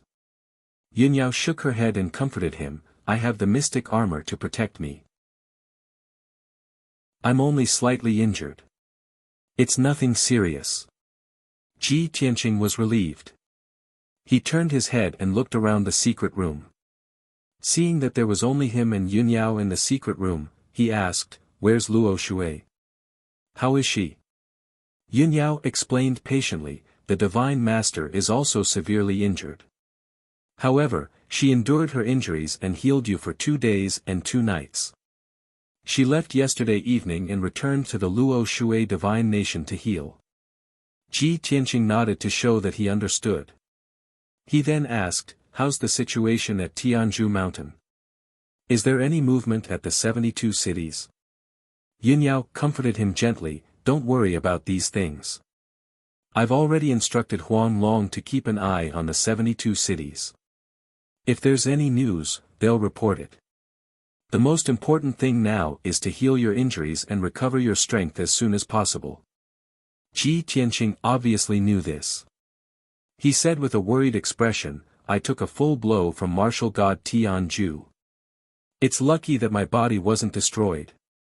With such severe injuries, I'll need at least 2 to 3 years to fully recover. However, the situation is critical now. How can we have so much time? Yun Yao thought for a moment and said with a serious expression, if that's the case, then we can only go to the Divine Pagoda to heal. Ji Tianqing nodded and said, yes, that's the only way. The flow of time on the 6th floor of the Divine Pagoda is 50 times faster than the outside world. I only need half a month. I hope that after Yu takes over the 72 cities, he'll rest for a period of time. Yun Yao's expression became more and more serious. Her heart was filled with worry. I'm just worried that Yu won't give us that much time. Ji Tianqing thought for a moment and said, the only thing we can do now is to send a message to Luo Shui. We'll discuss with her and see if she has any ideas. Yunyao quickly took out a communication jade slip and sent a message to Luo Shui. The two waited patiently for half an hour before they received Luo Shui's reply. Yunyao cast a spell and opened the communication jade slip. A light screen lit up in front of her and an image appeared. In the image, there was a huge ice blue altar. At the top of the altar, there was a huge water ball. It was half black and half blue and looked extremely mysterious. Luo Shui was wearing an ice blue dress. She had an elegant and noble temperament. She sat cross-legged in the water ball and was circulating her energy to heal her injuries. She closed her eyes and said calmly, "I've already heard about you leading a large number of warships and foreign race experts to invade the 72 cities. Therefore, I've sent out a large number of elite scouts to keep an eye on the 72 cities' movements and keep an eye on them. Yu's wild ambition is obvious. His next target will definitely be the Pillar of Heaven's mountains. However, you don't have to worry. Go to the Divine Pagoda and enter seclusion to heal your injuries. Once I've recovered, I'll head to the 72 cities first to assassinate the foreign race experts. I'll obstruct their plan of attack and buy time for you." As soon as she finished speaking, the image on the light screen gradually disappeared. Yunyao relaxed her brows and said with a smile, "Tianqing, God Lord Luo Shui really has a plan. She's circulating her energy to heal her injuries in the upstanding water divine altar. She should be able to recover soon. If she personally heads to the 72 cities to assassinate the foreign race experts, she'll definitely be able to achieve miraculous results." Ji Tianqing nodded and said with a gratified expression, "The ancestor demon god wants to kill me. Martial god Tianju also wants to kill me. Even Yu and the foreign race experts want to take my life. Now that we're in an extremely dangerous situation, only she will help us wholeheartedly." Yunyao nodded in agreement and said, "That's right. We and the Luo Shui divine nation will live and die together. We must work together to resolve this crisis." Ji Tianqing's eyes were burning. He said with confidence and determination, "Even if there are thousands of dangers, they won't be able to defeat me. Once I return to the God realm, I'll definitely kill all the demon race, martial god Tianju, and the foreign race. Believe me, that day will come very soon." Yunyao looked at him expectantly and nodded heavily. Then, Ji Tianqing took out the small golden pagoda and cast a spell to open a light door. He and Yunyao stepped into the teleportation light door and left the secret room in a flash. Swoosh! In the next moment, the two crossed thousands of miles and entered the Jiutian Tenju Tower. They appeared on the altar on the 5th level of the Divine Pagoda. Chapter 2363. The dimly lit 6th floor was completely silent. There were only a few rays of distorted 5-colored light in the depths of the darkness. Ji Tianqing and Yunyao moved forward in the darkness and could feel the difference in the flow of time. Although the situation at Pillar of Heaven's mountains was critical and there was not much time left for them. Before they went into seclusion to recuperate, the two of them still went to visit Ji Ku. Ji Ku was cultivating in seclusion in the distorted spacetime. She lay in the darkness calmly and was in a state of deep concentration. She was unaware of everything around her. A layer of pale golden flames enveloped her body and made her look even more noble and mysterious. Ji Tianqing and Yunyao were surprised that Ji Ku's strength had improved tremendously and she had reached the 2nd level of the martial sage realm. Moreover, she had obtained the inheritance of the mysterious demon god and had been cultivating in the darkness. Her strength would definitely increase tremendously. Ji Tianqing observed for a while and suddenly realized something. The pale golden flames around Ji Ku's body was like a protective shield. The flames surged slowly like flowing water, faintly condensing into a strange scene. The most obvious pattern was that of a fire bird. Its body was long and elegant and its wings and tail were long and narrow. It was a pity that the flames flowed continuously and the pattern of the fire bird was faintly discernible. Ji Tianqing and Yun Yao observed for a while but could not see clearly what kind of demonic beast it was. The two of them did not want to disturb Ji Ku's cultivation. They suppressed their doubts and turned to leave. Then, the two of them sat down in the darkness and took out a large number of elixirs and spirit stones. They started to recuperate and recover their powers. Time passed very quickly. Unknowingly, a year had passed in the darkness. After a year of recuperation, Yun Yao's injuries had healed and she had returned to her peak state. She continued to cultivate in seclusion and tried her best to increase her strength and break through to the 8th level of the martial sage realm. Ji Tianqing's injuries were too serious. Even though he had spent a year and consumed a large number of spirit stones and elixirs, his injuries had not healed completely. In order to completely heal his injuries, he had to recuperate for another year before he could return to his peak state. A year had passed in the dark space, but only 7.5 days had passed in the outside world. It was noon that day. Among the 72 cities, Heaven-reaching City was located in the middle. This ancient city with 3,000 years of history occupied an area of 200 miles in radius. The city walls were 300 meters tall and were extremely majestic. The city was surrounded by vast plains, and it was only several thousand miles away that there were endless towering mountain ranges. All this time, Heaven-reaching City had been very prosperous, with more than 4 million people under its rule. Moreover, the resources around Heaven-reaching City were abundant. Not only were there endless medicinal gardens, but there were also more than a dozen large spirit stone veins. However, after Anu led his fleet to invade the 72 cities, he took over Heaven-reaching City. He and the other captains used a secret technique to control the Sky-reaching City Lord, Vice-City Lord, Garrison General, and other experts. The soldiers and commoners in the city could only choose to submit under the pressure of the experts of the Heaven Punisher race. After half a month of reorganization, the entire Heaven-reaching City fell under Anu's control. He used this place as his capital to control all 72 cities. At that moment, 20 battleships that were 1,000 meters long were gathered in the sky above Heaven-reaching City. 2,000 warriors of the Heaven Punisher race were waiting in the battleships. A strong murderous aura shrouded the entire Heaven-reaching City, causing the heavens and earth to darken. The commoners in the city were anxious and trembling. They hid in their homes and did not dare to show their faces. Everyone was guessing that the foreign tribe army was about to set off again. However, they did not know which force was going to suffer this time. Inside the city lord's mansion, more than 20 experts of the Heaven Punisher race had gathered in the meeting hall. Anu, who was dressed in golden armor, sat at the head of the table, looking high and mighty. 20 captains in silver armor stood on both sides of the hall. They were all experts of the martial god realm. Anu looked at the crowd sternly and said in a deep voice, "Everyone, according to General Fu Long's orders and instructions, we have to advance slowly and steadily. Only in this way can we successfully realize our plan to rule this world. It has been half a month since we took over the 72 cities. After half a month of planning and reorganization, we have completely taken control of the 72 cities. Some follow-up work is still in progress.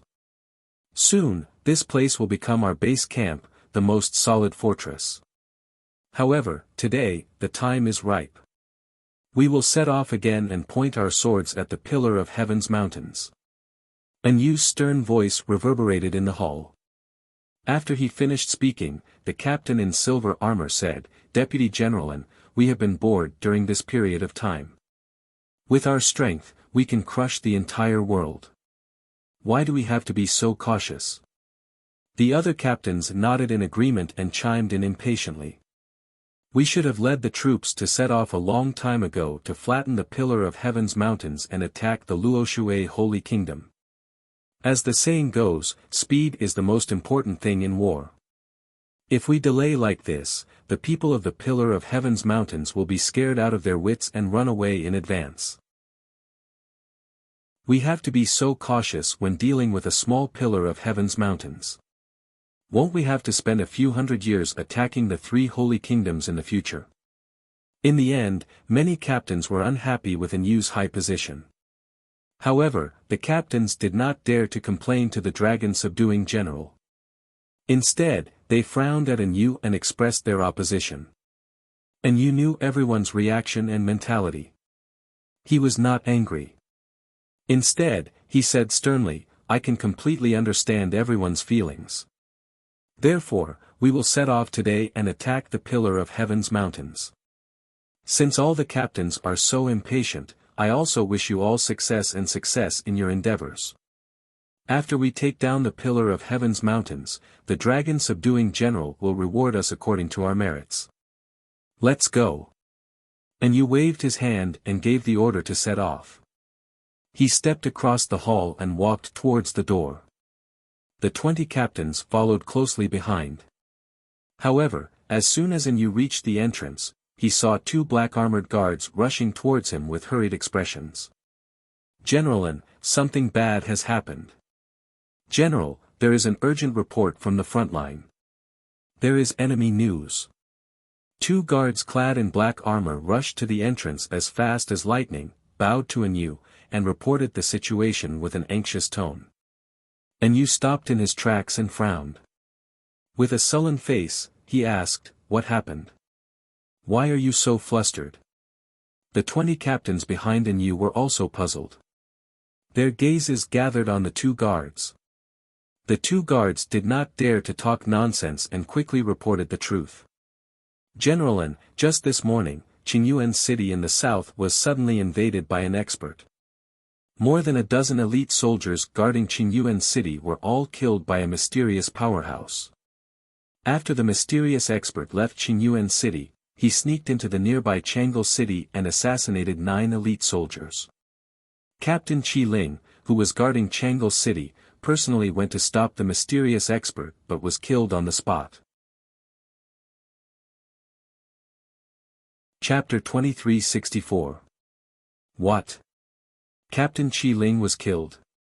Yu's expression suddenly changed. His eyes narrowed as a trace of shock flashed across his eyes. When the 20 captains heard this news, they all revealed expressions of disbelief and exclaimed in surprise. "How is this possible? Wasn't Qi Ling a second-level martial god? Was that mysterious powerhouse also a martial god? Where did this mysterious powerhouse come from? How many people were there? What did that mysterious powerhouse look like? Which organization did he belong to?" Everyone found this unbelievable and began to question the guards who had sent the message. The 2 guards who had sent the message were startled and shook their heads at the same time. According to the report from Chang'e City's guards, the mysterious powerhouse and Captain Qi Ling were fighting outside the city. The shockwaves from their battle were too terrifying, and no one was able to get within 500 kilometers. Aside from Captain Qi Ling, no one knows how many powerhouses there were, whether they were male or female, or which organization they came from. This answer stunned Yu and the other captains, and their expressions became rather strange. Everyone frowned and began to whisper to each other. "Even now, we don't know who the opponent is. Isn't this too ridiculous? The guards of Qingyuan city were killed, and Captain Qi Ling was killed as well. But we don't even know if the enemy is male or female. Aren't there very few powerhouses in Shenwu continent, and there are only 3 martial gods? If the mysterious powerhouse was acting alone, then he must be one of the 3 martial gods. What do we do now? If the mysterious powerhouse could kill Qi Ling, then he must be able to kill the other captains as well. 1 or 2 captains might not be a match for that person. We need to work together to kill him." The 20 captains expressed their own opinions, and they were all trying to guess the identity of the mysterious powerhouse and discussing countermeasures. Yu's expression became increasingly ugly, and he frowned in thought for a moment before speaking in a dignified tone. "It seems that some people don't want us to take Tianzhu Peak so easily.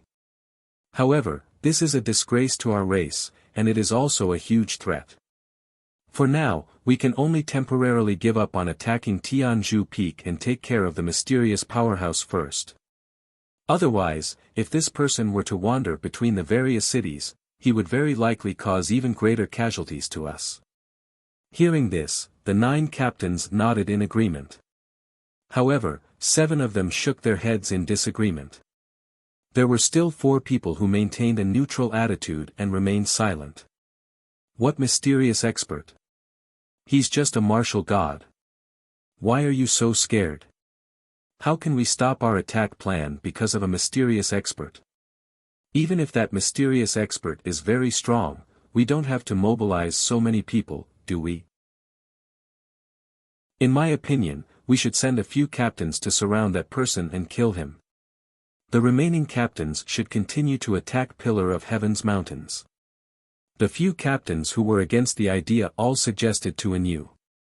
Enyu was unhappy.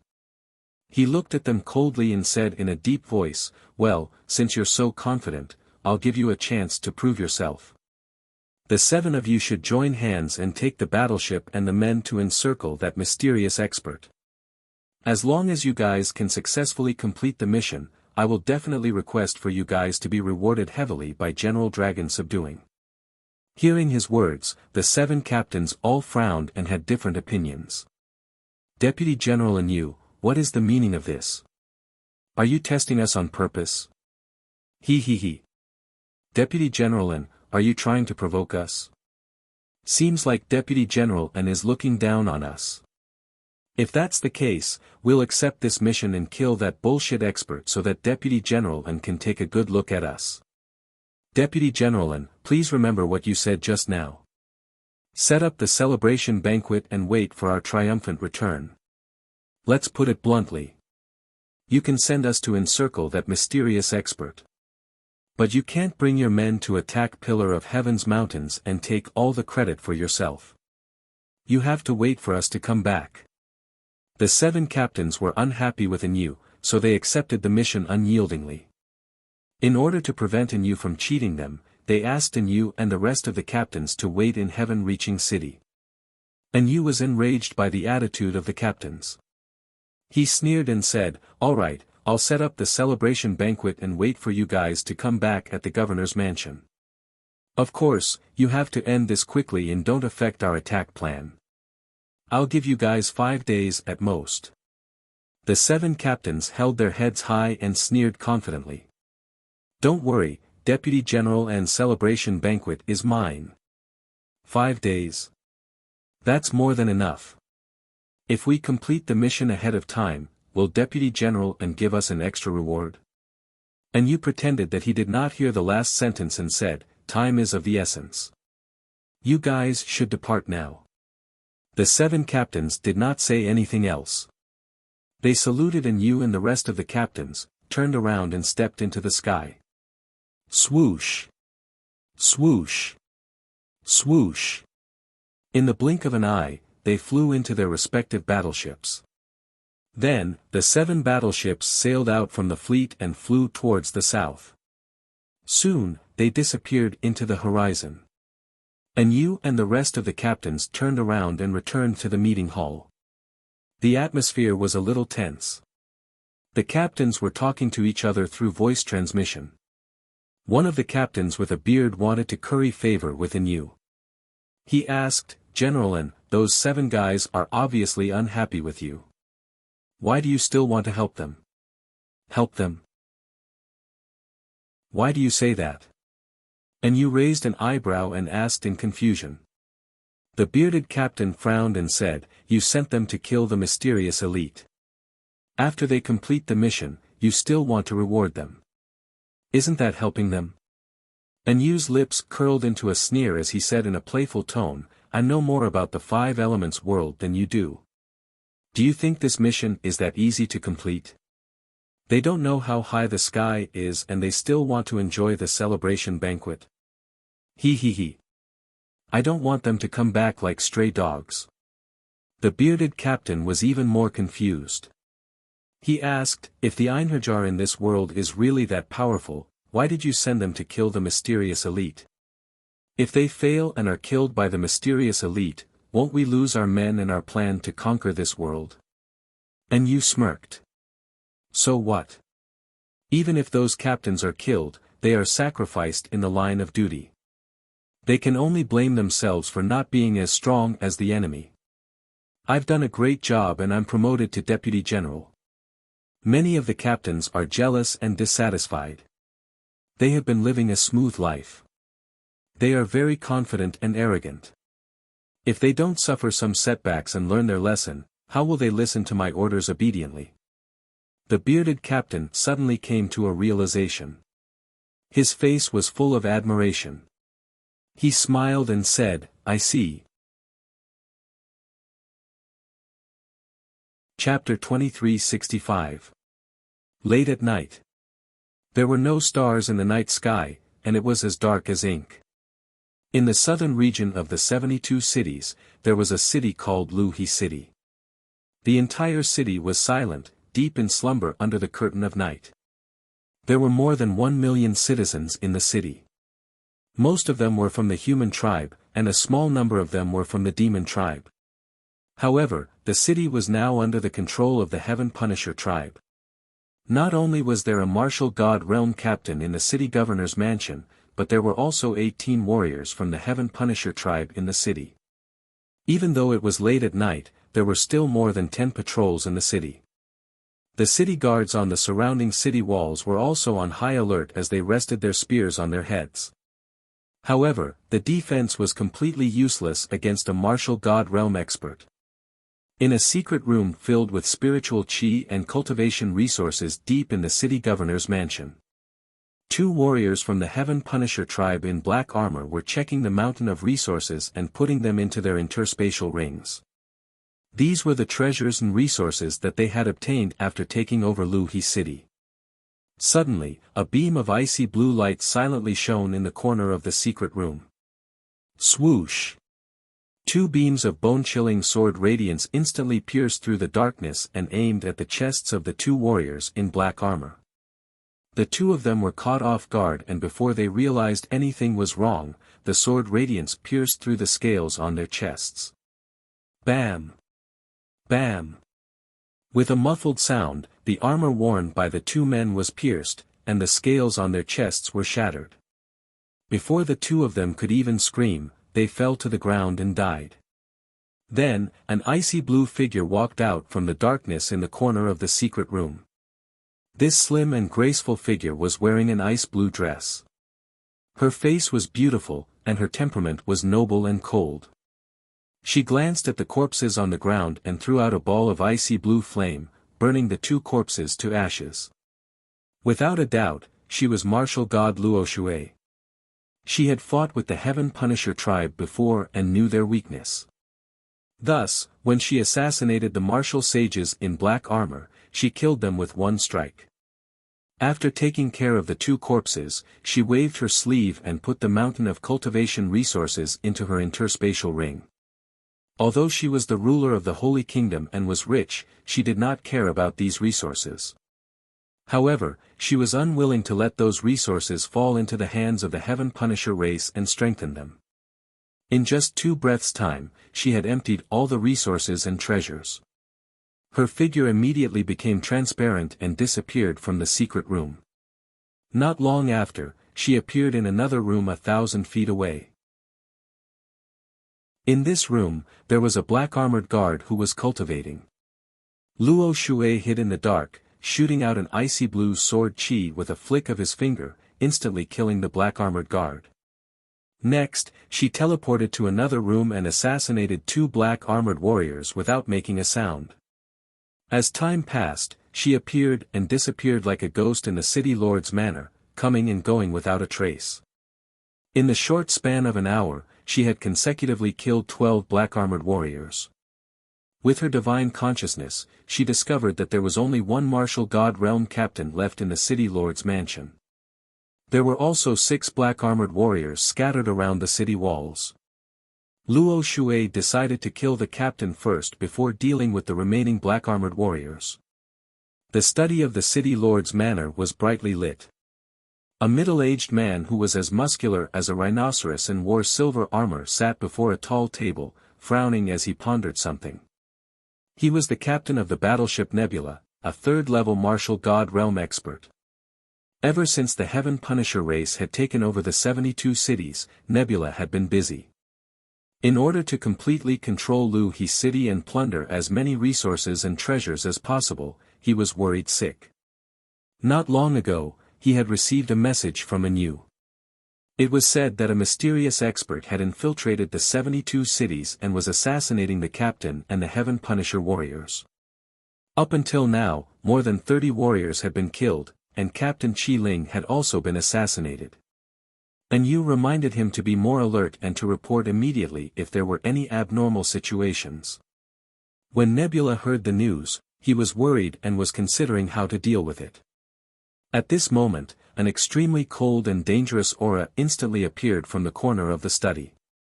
Nebula, who was in deep thought, was startled awake when he sensed the cold aura. He almost instinctively turned around and punched behind him. At the same time, a dazzling icy light pierced his chest and was about to pierce his armor. Boom! In a deafening explosion, Nebula's fists hit the icy light. A shockwave that could destroy heaven and earth instantly exploded in the study. Boom! Visible icy blue ripples swept through the entire city lord's manor and spread in all directions. It was about to affect half of Wuxia City. The city lord's manor was destroyed on the spot. Palaces, houses, and courtyards were reduced to rubble by the shockwave. Hundreds of people in the manor were instantly killed and turned into dust. They were buried in the ruins. Nebula was also sent flying by the shockwave. He rolled and smashed into the street 10 miles away. The straight and wide limestone street had long been twisted and broken. After Nebula landed, he created a deep hole in the ground and dust flew up into the air. He felt intense pain in his internal organs and blood kept flowing out of the corner of his mouth. Intense shock filled his mind. He crawled out of the ruins with a horrified expression and flew into the night sky. Damn it! Who sneaked an attack on me? How could they be so powerful? Could it be the mysterious powerhouse that General An mentioned? Nebula did not hesitate to draw his bronze saber and put on a defensive posture. He looked around with a malicious gaze. At this moment, the night sky above his head lit up again with an icy blue light. Swoosh! A giant icy blue sword that was thousands of feet long slashed down from the sky. Before the sword light arrived, the bone-chilling cold had already locked onto Nebula's soul. His body was cold and stiff, and he could not move an inch. At the moment of life and death, he could only wave his saber and desperately slash out 3 blood-red saber lights to block the icy blue sword. Bang! Bang! Bang!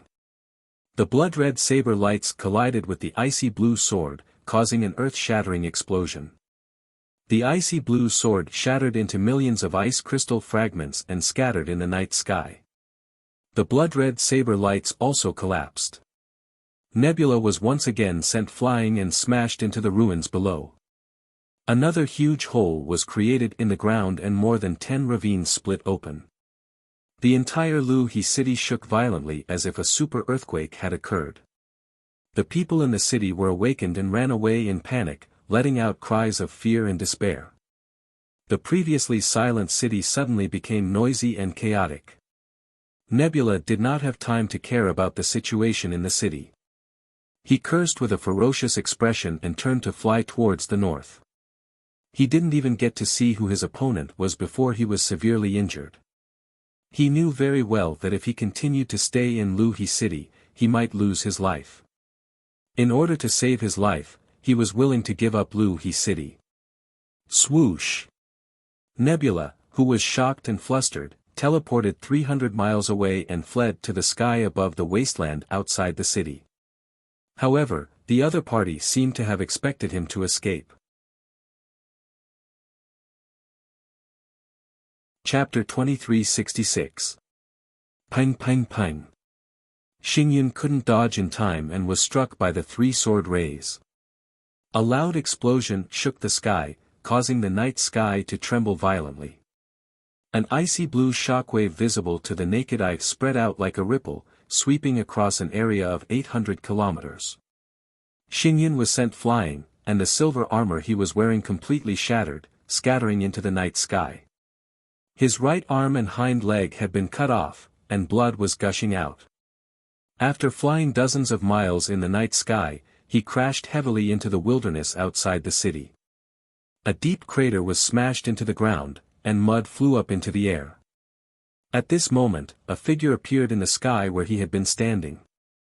The slim figure in ice blue looked down at him from above, her beautiful face filled with cold murderous intent. Nebula looked up at the night sky, and only then did he see the enemy's appearance clearly. It was actually a peerlessly beautiful woman in a blue dress. Xingyan was stunned for a moment, then he was immediately awakened by the sharp pain all over his body. He quickly turned around and fled towards the north. His fighting spirit was crushed, and he didn't want to stay even a moment longer. He only wanted to leave this place as soon as possible and get away from that terrifying goddess of death. However, he was already heavily injured and his strength was extremely weak. Shwa! He cast a spell to break open the night sky and was about to teleport away. However, the woman in the blue dress chased after him.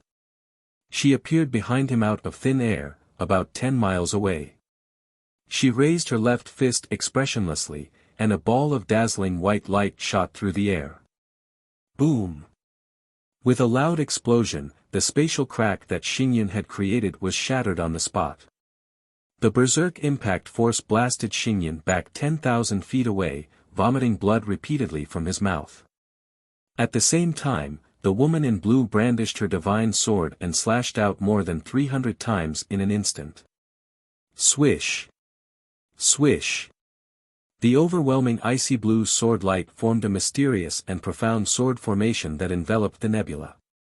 Xingyan was horrified. His eyes were filled with grief, anger, and despair. In the next instant, the sword formation erupted with destructive power. Hundreds of sharp sword lights crisscrossed and pierced through the nebula. The only thing that could be heard was the continuous explosion of the muffled sounds that reverberated in the night sky. Xingyan was cut and chopped by the sword light ceaselessly. Blood gushed out from his body, and countless pieces of flesh and bones flew out. After a full 10 breaths of time, his physical body was minced into pieces by the sword formation and was completely destroyed. The Heaven Punishers were different from the humans of the Five Elements world. Once their physical bodies were destroyed, they would be completely dead. There would be no continuation of their souls. A moment later, the icy blue sword formation that covered a radius of 10,000 feet gradually dissipated. Pieces of flesh and blood rained down from the sky, mixed with a spatial ring. The woman in the blue dress walked over and waved her sleeve. She grabbed the ring and put it away. Then, she turned around and flew back to Lu-He City. From the beginning to the end, only Xingyan saw her real face, but it was useless. The citizens of Lu-He City still did not know what had happened and were still in chaos. Clamorous shouts and screams reverberated throughout the city. Countless civilians and martial practitioners fled in panic. Under the control of the 6 black armored guards, the city guards guarding the city suppressed the fleeing citizens and stabilized the situation in the city. However, after the woman in a blue dress returned to Lu-He City, she merely used an eighth of an hour to kill the 6 guards that were scattered throughout the city. The experts of the Heaven Punisher clan who had stayed behind to guard Lu-He City had all died. The city lords, deputy city lords, guards, and nobles who were controlled by the Heaven Punishers became puppets with their strings cut. They no longer gave orders. They stayed in their own residences and waited quietly. No matter how chaotic the situation in the city was, they were indifferent. After all, they were controlled by the Heaven Punishers' secret technique. Without the orders of the Heaven Punishers, they would not do anything. 2 hours later, the chaotic and noisy Lu-He City gradually quieted down.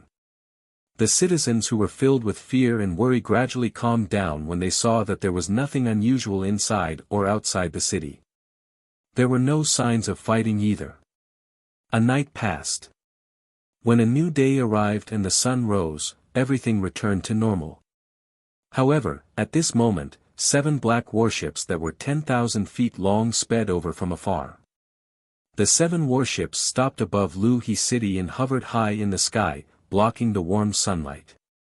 The hearts of the citizens in the city, which had just settled down, immediately rose to their throats. Everyone hid in their residences and did not dare to show their faces. They were afraid that they would anger the foreign race experts and be killed. Swoosh swoosh swoosh. The doors of the 7 warships opened. 7 captains in silver armor flew out along with dozens of soldiers in black armor. These 7 captains had been ordered to surround and kill the mysterious expert. Just last night, they had received news that Luhi City had been ambushed by a mysterious expert and had rushed over to check the situation. Unfortunately, they were a step too late. The dozens of soldiers in black armor rushed to the city lord's mansion and the surrounding city walls to check the situation. The 7 captains gathered in the sky above the city. They observed the situation in the city as they discussed. The captain in the lead was the oldest. He was an old man with a head full of white hair. He frowned as he looked at the devastated Luhi City. His weathered face was as cold as ice. It looks like we're too late. The other captains were full of indignation as they cursed bitterly. Despicable bastard, how could he escape so quickly? Don't let us catch him. Otherwise, we'll cut him into pieces and chop him into mincemeat. The city lord's mansion has been destroyed. The entire city is filled with cracks and ruins. It looks like it was done by a martial god. I wonder if anyone witnessed the battle and saw the appearance of the mysterious expert. Everyone, calm down. Let's wait for the scouts to check the situation first. 15 minutes later, the dozens of soldiers in black armor returned to the sky and reported the news to the 7 captains. My lords, the city lord's mansion has been destroyed. No one is left alive. The battle ended 6 hours ago. The soldiers guarding Luhi City were all killed. However, no one saw the mysterious expert. My lords, I found traces of a battle in the wilderness outside the city. There's also the remains of Captain Xing Yun's body. The 7 captains' faces changed when they heard the news of Xing Yun's death. Shock filled their eyes. What? Captain Xing Yun was really killed? How could this be? Could it be that Xing Yun didn't even have a chance to escape? Xing Yun had reached the level 3 martial god realm, but he was still killed by the mysterious expert. How powerful is that person? After the mysterious expert succeeded in the assassination, he quickly left and waited for the opportunity to find his next target. This is troublesome. How can we guess the whereabouts of the mysterious expert? How can we find him? The captains discussed among themselves. Their faces were filled with worry. Previously, when they were in front of Anu, they were full of confidence and acted as if they could capture him easily. Chapter 2367. 2 hours later. The 7 captains checked the inside and outside of Luha City.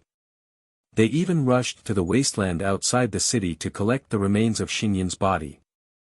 After that, a 3rd-level martial god realm captain cast a spell on the ruins of the city governor's mansion. He cast the ultimate skill of the Heaven Punisher clan, the Tracing Divine skill. This secret skill could use the remaining aura of the heavens and earth to restore what had happened not long ago according to the current scene. Even though this divine art was very profound and the captain had yet to fully grasp it, he was still able to do so. With his strength, he could only restore what had happened in 1 day. But this was enough. He stood in the ruins with a solemn expression and waved his hands to cast a mysterious spell, releasing thousands of wisps of blood-red light. Endless blood-red light scattered between heaven and earth, covering the ruins of the city governor's mansion. The other 6 captains were all standing outside the ruins, looking on with anticipation. After about 15 minutes, the captain finished casting the spell. Swoosh! In the sky above the ruins, thousands of wisps of blood-red light condensed into a 30-meter-long light screen. A blurry image appeared in the dark red light screen. It was the city governor's mansion before the incident. As the image changed, an icy blue sword light suddenly flashed. A pair of iron fists that were as black as dragon claws fiercely hit the sword light. Instantly, a destructive shockwave exploded in the city governor's mansion. The huge city governor's mansion was immediately destroyed into ruins, and countless ravines appeared on the ground. Then, a burly figure soared into the sky and flew out of the city. A wisp of icy blue light streaked across the sky and chased after the burly figure, disappearing from the image. After a few breaths, the dark red light screen dissipated. The captains looked at each other in shock and confusion. Although the image was blurry, they could vaguely see that the burly figure was the captain of Xinyan. As for the icy blue light, it should be the mysterious expert who had assassinated Xinyan. From the image, the mysterious expert suddenly assassinated Xinyan and destroyed the city governor's mansion with one move. That's right. The mysterious expert only used one move to severely injure the captain of Xinyan and forced him to flee. However, Captain Xinyan was killed outside the city after escaping for only a few hundred miles. Even with Xinyan's strength, he could only escape a few hundred miles away. You can imagine how terrifying that mysterious expert's strength is.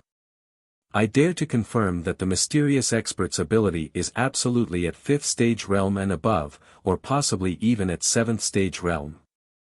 It's a pity that I still can't see the appearance of the mysterious expert clearly. I can only see a ray of blue light. Everyone thought that they would be able to find some clues using the tracing divine spell. But in the end, there was still no progress. The leading white-haired elder said with a grave expression, "Everyone, the mysterious expert is very strong. Furthermore, he appears and disappears unpredictably.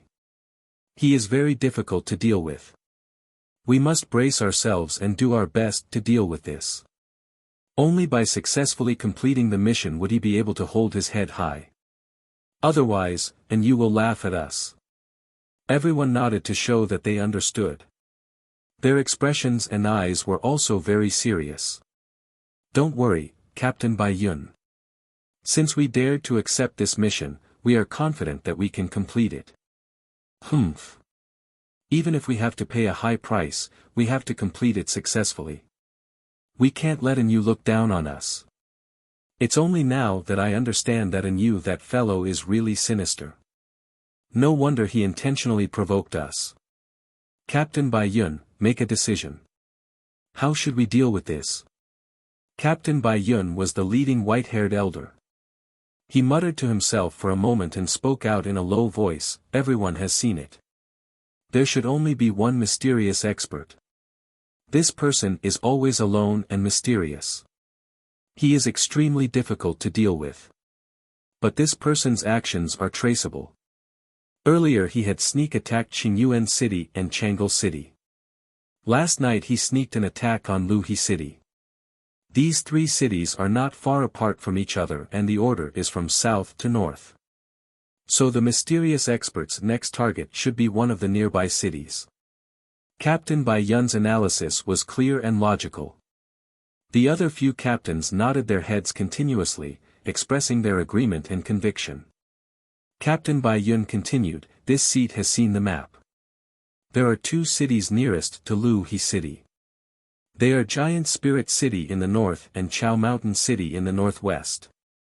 Tonight, these two cities might be attacked. So we can only split into two and rush to these two cities as quickly as possible to wait." Hearing what he said, the eyes of the captains lit up with anticipation. Yes, Captain Bai Yun's method is feasible. Not just that, we need to send a message to the guards of these two cities and have them cooperate with us. Once we discover the mysterious expert has invaded, we need to find a way to delay the mysterious expert.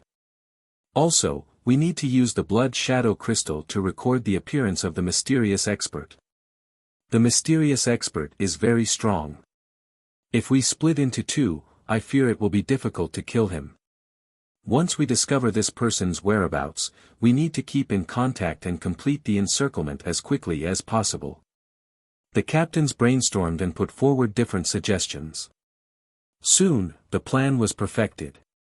Seeing everyone agree, Captain Bai Yun did not waste words and said decisively, Shuangyu, Lingyuan and Changling, you three will follow this seat. We will immediately rush to Giant Spirit City in the north. The mysterious expert may attack there. The remaining 3 captains, you will rush to Chao Mountain City. If there is a situation, immediately send a message. None of the captains objected, and the matter was settled. Then, everyone returned to their respective warships and left quickly.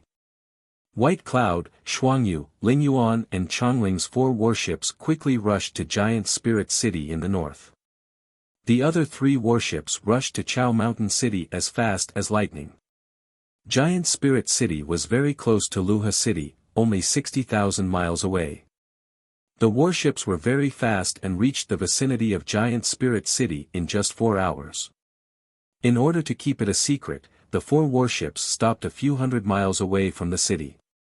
The 4 captains walked out of the warships and cast spells to shrink the warships 10,000 times. They turned into pitch-black swords and carried them on their backs. Then, they used an invisibility spell and sneaked into Giant Spirit City. There were only 20 martial Sage Realm warriors in black armor guarding Giant Spiritual City. There were no martial God Realm captains guarding the city. After the 4 entered Giant Spirit City, they did not disturb the black-armored warriors guarding the city. They spread out and hid near the surrounding city walls, waiting patiently. A short while later, the other 3 captains sent a message saying they had arrived at Chao Mountain City. Also, the 3 captains put away their warships and quietly entered the city master's mansion to hide. There was a martial God Realm captain in Chao Mountain City who was temporarily the city master. He had 15 black-armored warriors under his command.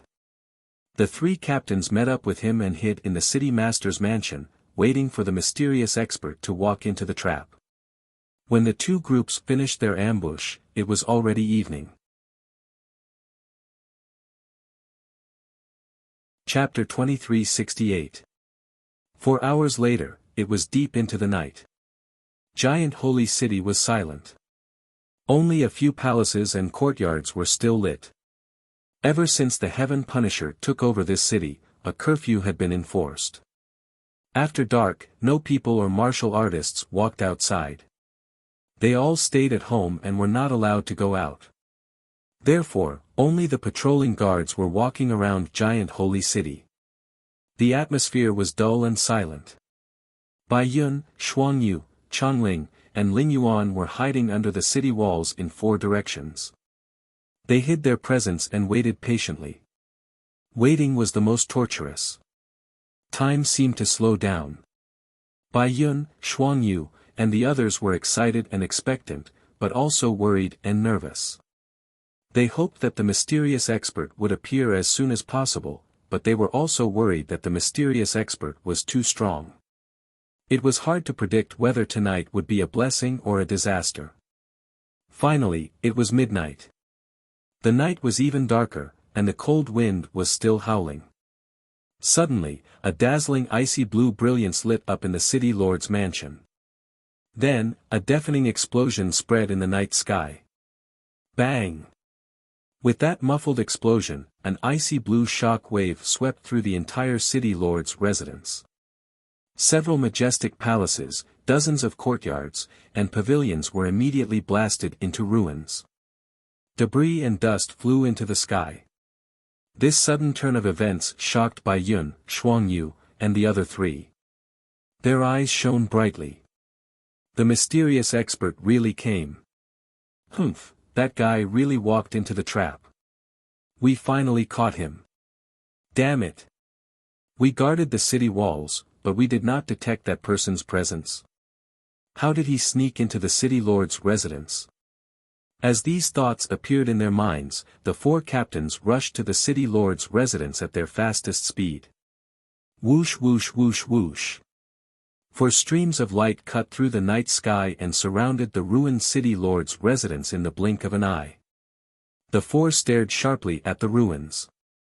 Their consciousness covered the entire giant holy city. Strong fighting spirit rose from their bodies. The ruins were full of broken walls. The ground was full of holes and gullies. There were also piles of bricks and stones. The four scanned with their consciousness and found hundreds of corpses buried in the ruins. Among them, there were 12 corpses of black-armored warriors, all of them broken and incomplete. It was obvious that the mysterious expert had already assassinated 12 elite warriors. And all of this was happening right beside the four captains, but they knew nothing about it. Thinking of this, the four of them felt a chill run down their spines. They had a bad feeling about this. The captain of the White Cloud Fleet held a bronze saber in his right hand and a piece of blood jade in his left hand. He quickly sent out a message. Swish. A speck of blood-red light streaked across the night sky and quickly disappeared into the horizon. He wanted to send a message to the people of Chaoshan City to gather them for help. However, just as the blood light flew into the night sky and was about to disappear, an icy blue sword light suddenly burst forth. Boom! The 30-meter-long icy blue sword light suddenly appeared in the sky and slashed at the blood jade. With a muffled sound, the blood jade sent out by Captain Bai Yun was shattered by the sword light and destroyed on the spot. His communication jade slip was actually intercepted by a mysterious powerhouse. This scene caused the four captains' bodies to stiffen, and their faces were filled with shock. However, by intercepting the blood jade, the mysterious expert had also exposed her position and aura. She was above the city, tens of thousands of meters above the ground in the night sky. Even though she was using a secret technique to maintain her invisible state, the four captains still locked onto her aura. Over there. We found her. Kill. We can't let her escape. The four captains roared in unison, waving their swords and sabers as they charged into the night sky. The four of them stabbed out with blood-red light that filled the sky, forming saber light, sword light, spear light, and phantom beasts, instantly sealing off an area of 100 miles. The mysterious expert who was invisible was instantly drowned by the blood-red light and could not escape. At the critical moment, she formed a spell with both hands and cast a powerful defensive seal. Ice Crystal Cage. In an instant, endless icy blue light surged out, condensing into a 100-meter-wide ice crystal ball that protected her. This ice crystal ball was very tough and had a powerful defense. Normally, she would use this secret technique to suppress and imprison her opponents. However, at critical moments, she could also use it to protect herself, like a shield. Bam! Bam! Bam! The blood-red light, sharp blades, and phantom beasts all hit the ice crystal ball. Instantly, all the attacks were shattered, turning into billions of blood-red light fragments that scattered in the night sky. The ice crystal ball was also densely covered in cracks and dozens of holes. Of course, the ice crystal ball was still intact and did not collapse on the spot. However, the aftermath of the battle between the two sides overflowed into the giant spirit city, causing the city to suffer a calamity. Rumble. With a series of explosions, dozens of holes appeared in the city. Tens of thousands of houses and buildings were blasted to pieces. The entire city shook, and countless gullies appeared in the ground. At least 70 to 80,000 civilians were caught in the aftermath of the battle and were instantly killed. Hundreds of thousands of people were injured by the aftermath of the battle or buried in the ruins. Seeing this, the mysterious expert frowned, and a cold light flashed in her clear eyes. Damn those heaven punishers! How could they come so quickly? Did they come here just to kill me? No, we can't fight in the city. Otherwise, giant holy city will be destroyed, and millions of civilians will die. First, lure them out of the city, and then kill them one by one. She made up her mind and did not linger to fight. Whoosh! Her figure flashed, and she teleported 200 miles away from giant holy city. Then, she turned into a ball of ice crystal light, flashing in the night sky as she quickly flew into the distance. This scene, in the eyes of Bai Yun, Shuangyu, and Changling, was invigorating. That guy really ran away. Ha ha ha, he knows he is no match for us and is scared out of his wits. Chase, we cannot let him escape. Tonight is the day he dies. We will finish the mission soon. The four captains did not hesitate and used teleportation secret methods to start the chase. Whoosh! Whoosh! Whoosh! Whoosh! Everyone flashed and jumped in the sky, closing the distance between them and the mysterious expert. In just 100 breaths, they had chased for almost 10,000 miles and were far away from giant holy city. Only now did the ball of ice crystal light slow down. She seemed to have used up too much power and could not continue to teleport. She could only fly in the night sky. Seeing this, Bai Yun, Shuangyu, and Ling Yuan excitedly charged over and started a siege. He has no strength to escape. Surround him, don't let him live. Everyone, don't let down your guard, stay vigilant. Chapter 2369. The four captains instinctively thought that the mysterious expert was afraid to fight. If she was not afraid, why would she run? Since she was afraid, it meant that the mysterious expert was not as strong as the four of them combined. Thus, the four were excited and full of fighting spirit.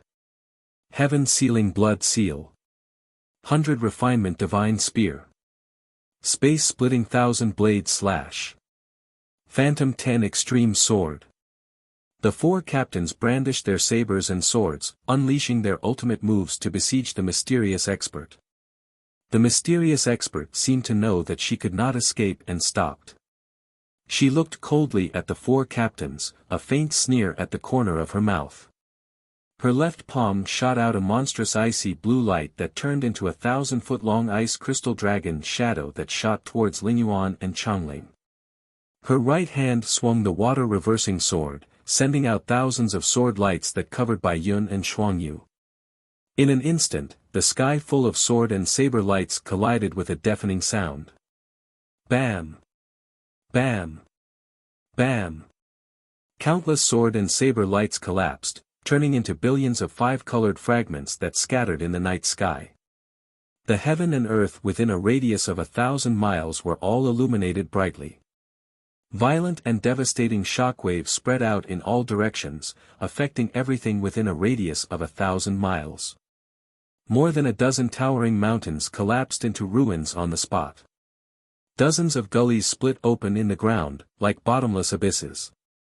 The four captains were sent flying, and only stopped after retreating 10 miles. Everyone's breathing was chaotic as they panted violently. Blood appeared in their noses and mouths.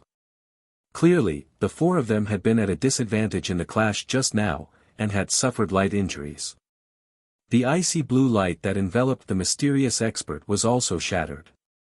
Her true appearance appeared, standing proudly in the night sky with a cold expression.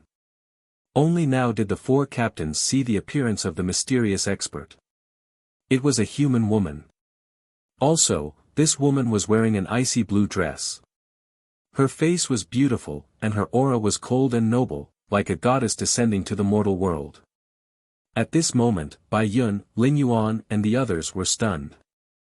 Everyone looked at each other and revealed astonished expressions. Then, they began to discuss secretly through voice transmission. The mysterious expert is a woman. And such a beautiful woman. It's hard to imagine that this seemingly cold and elegant woman is actually so vicious and merciless. Don't just stand there.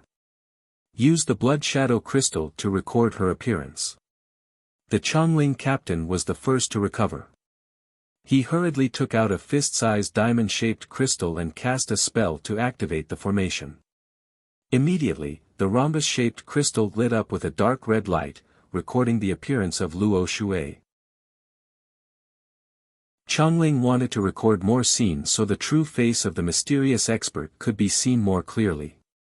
However, when Luo Shui sensed his actions, a cold glint flashed in his eyes as he immediately teleported over. Shadowless upstream. Luo Shui let out a light shout as he held the reverse water sword, instantly thrusting out 49 icy blue sword lights. Swish! Swish!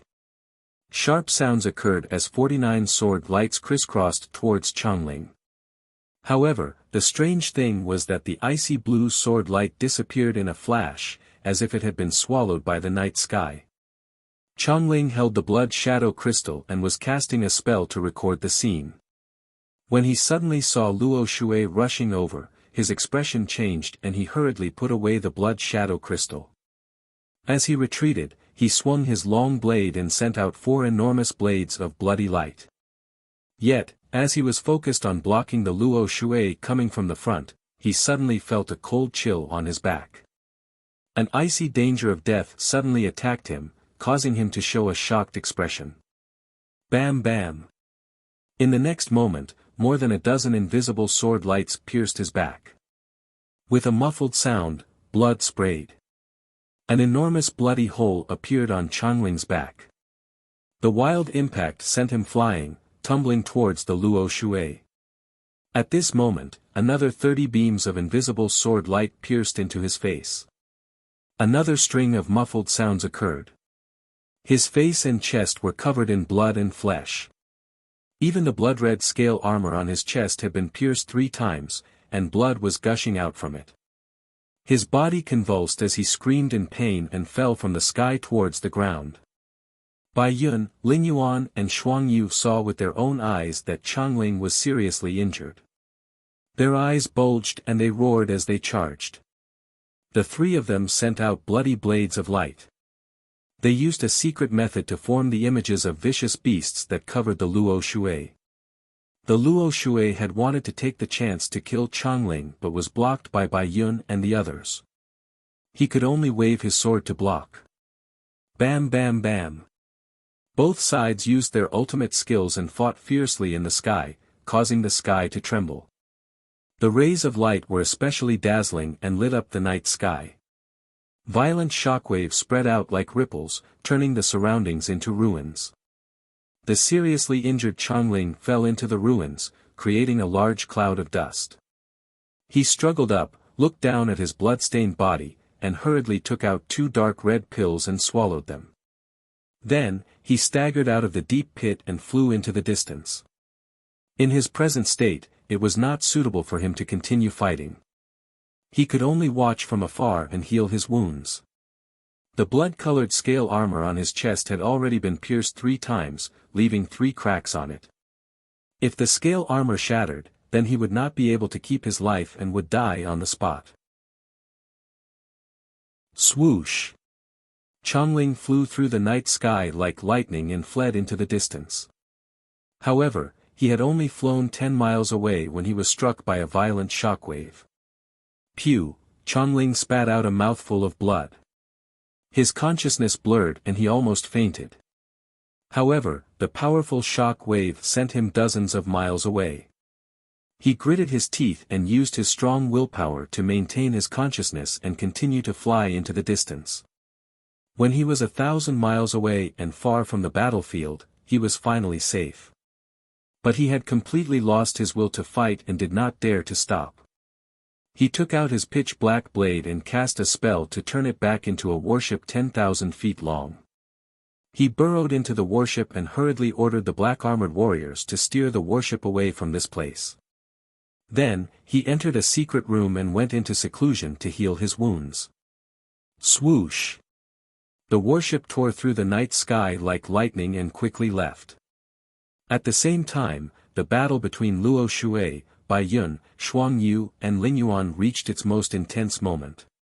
The 3 captains surrounded Luo Shui and used all their strength to cast their killing moves, releasing enormous blades of bloody light that covered the sky. Luo Shui was fearless in the face of the 3's attacks and could advance and retreat as she pleased. Her left hand occasionally sent out palm shadows, sometimes punching with fist energy, and sometimes using finger techniques to send out dazzling rainbow light. Her right hand swung the reverse water sword and continuously used wondrous sword moves, causing the three captains to be covered in wounds and forced to retreat. The two sides fought fiercely, creating loud booms that shook the world. The earth-shattering shockwaves blasted everything within a radius of several thousand miles into deep pits and ruins. As time passed, the injuries of the three captains worsened. They were forced to retreat and change the battlefield. The more the three fought, the more frightened they became. Their fighting spirit quickly dissipated and they all thought of fleeing. Chapter 2370. Unknowingly, half an hour had passed. Luo Shui and the three captains had exchanged thousands of blows and the battlefield had shifted close to 10,000 miles away. Everywhere they passed by were filled with deep pits and gullies and all the mountains and rivers had turned into ruins. Luo Shui's powers were still strong and her expression was calm. Moreover, there weren't any obvious injuries on her body. The three captains' fates were each more miserable than the other. The silver armors they were wearing had long been destroyed. Ling Yuan's legs had been chopped off and there were at least 40 wounds on his body which were so deep that his bones could be seen. Shuang Yu's 3 legs and 1 arm were chopped off and there was a bloody hole in the blood-red scale armor on her chest. Bai Yun's injuries were even more shocking. Half of his head was gone and all 4 of his legs were chopped off. Even though they had suffered such serious injuries, they were still alive and could still fly and fight. Such tenacious vitality made Luo Shui feel astonished and shocked. She sighed silently in her heart. The Heaven Punisher clan was indeed a natural battle clan and their battle powers were extremely valiant. If it was a 2nd or 3rd stage realm human martial god, they would have been killed by her long ago. How would they be able to hang on till now? After all, she had not held back and used all her ultimate skills and killer moves. Unfortunately, my previous injuries have yet to fully recover and it has affected my battle powers. If I could maintain my peak condition, I would have killed these 3 fellows long ago. Luo Shui thought in her heart as she continued to chase after the 3 captains. Since she couldn't kill the 3 captains quickly, she would chase after them relentlessly, not giving them any chance to escape. Even if she had to spend a little more time, she had to make them stay. At the same time, Bai Yun, Ling Yuan and Shuang Yu communicated via voice transmission and unanimously decided to escape. In order to successfully escape, the 3 of them drew out their pitch-black battle swords and released 20 black armored warriors from within. Swoosh swoosh swoosh swoosh. A total of 60 black armored warriors appeared in the night sky at the same time, like a patch of black clouds. All of them were fully armed and their bodies were surging with violent battle intent as their eyes were burning with blood-red flames. Everyone listen to my orders, use all your strength to encircle that female martial god. No matter what, even if we die in battle, we must kill her. Kill her. No matter the cost. The 3 captains roared out their orders. The 60 black armored warriors responded with a roar that shook the heavens. They all rushed towards Luo Shui without any regard for their own safety, brandishing their spears and halberds, thrusting out bloody light that covered the sky and covered the earth. Instantly, Luo Shui was surrounded, and his figure was drowned by the blood light that filled the sky. Even though the black-armored soldiers were only rank 3 to rank 5 martial sages, the black-armored soldiers were extremely powerful. However, there were many of them, and the might of their frenzied charge was extremely powerful. Even the martial god had to temporarily avoid them. Luo Shui's face darkened as a cold light flashed in her eyes. Her left palm was like a saber, slashing out dozens of icy blue light blades. His right hand waved the reverse water divine sword, thrusting out a sky full of cold stars. Pang pang pang. Light blades and cold stars blossomed in the night sky, sprinkling down on the crowd, instantly creating a loud explosion. At least a dozen black-armored warriors were chopped into pieces on the spot, dying without a complete corpse. However, the scene of shredded flesh and blood falling from the sky not only failed to intimidate the remaining black-armored warriors, it made them even crazier. Kill! Kill her! Even if I die, I will drag her down with me. For the glory of our race. More than 40 black-armored warriors roared as their blood boiled, charging towards Luo Shui without any fear of death. While Luo Shui was fighting with the black-armored warriors, Bai Yun, Ling Yuan, and Shuang Yu quietly executed the invisibility technique, turning around and fleeing. When they had released those 60 black-armored warriors, it was destined that those warriors would be sent to their deaths as cannon fodder. The purpose of these warriors was to help the three captains stall for time, giving them a chance to escape. Swish swish swish. Bai Yun, Ling Yuan, and Shuang Yu streaked across the night sky as fast as lightning, fleeing towards the northeast. After a few breaths, they had fled 1,000 miles away and were about to take out their battleships. However, just as the three of them were about to cast their techniques, they suddenly felt an icy cold air coming from behind them. Before they could react, they were pierced by 3 icy blue sword lights. Pang pang pang. With a loud bang, the 3 captains were sent flying by the giant swords, blood spurting out from their bodies. They flew for 20 miles before stopping in the night sky, hurriedly turning their heads to look behind them. In the night sky, 20 miles away, Luo Shui stood with her sword in hand, her expression as cold as ice. Not far from her, the 3 battleships had already returned to normal, becoming 10,000 feet long as they floated in the night sky. And in the night sky 1,000 miles away, there were only 10 some black-armored warriors left, scurrying around like headless flies. Seeing this scene, Bai Yun, Ling Yuan, and Shuang Yu were filled with shock, and they couldn't help but gasp. My heavens! In just a few breaths, she killed more than 40 warriors. That damned lowly slave, how could she have come so quickly? This crazy woman, does she really want to kill us all and leave us no way out? These thoughts flashed through the minds of the 3, and their hearts surged with grief, indignation, and despair. Now, there were only 2 choices before them. They could either charge in front of Luo Shui and risk their lives to enter the battleships, relying on the battleships to block her attacks. Or they could abandon the 3 battleships and flee for their lives. As for fighting Luo Shui to the end, that was absolutely impossible. As the 3 of them were hesitating, Luo Shui's figure vanished. Chilling star instant kill. The-ish. She transformed into an icy star and instantly appeared in front of Ling Yuan, releasing the most dazzling light like a shooting star. Boom! With a massive boom that shook the heavens, the chilling star pierced through Ling Yuan's chest and exploded. Ling Yuan's body exploded into a rain of blood that scattered across the night sky.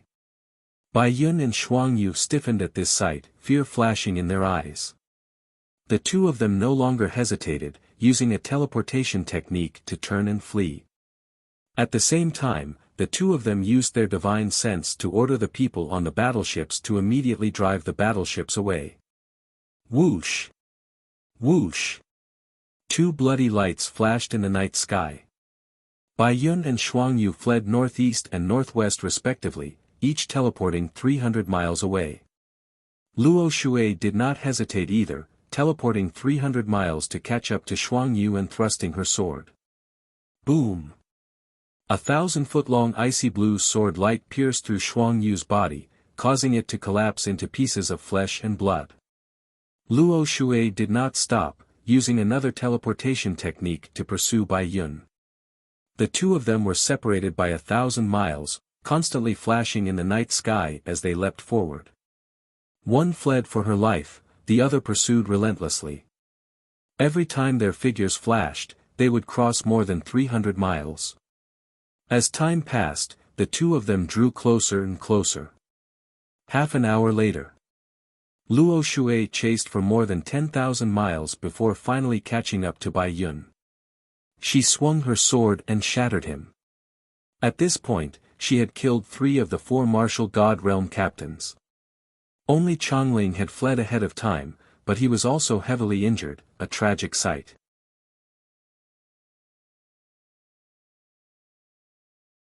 Chapter 2371. Pity. When Luo Shui returned to the battlefield, the 3 warship captains had fled long ago. She put away the space rings of the 3 captains and turned to leave. While she had won the battle tonight and killed the 3 martial god realm captains, her injuries had not healed.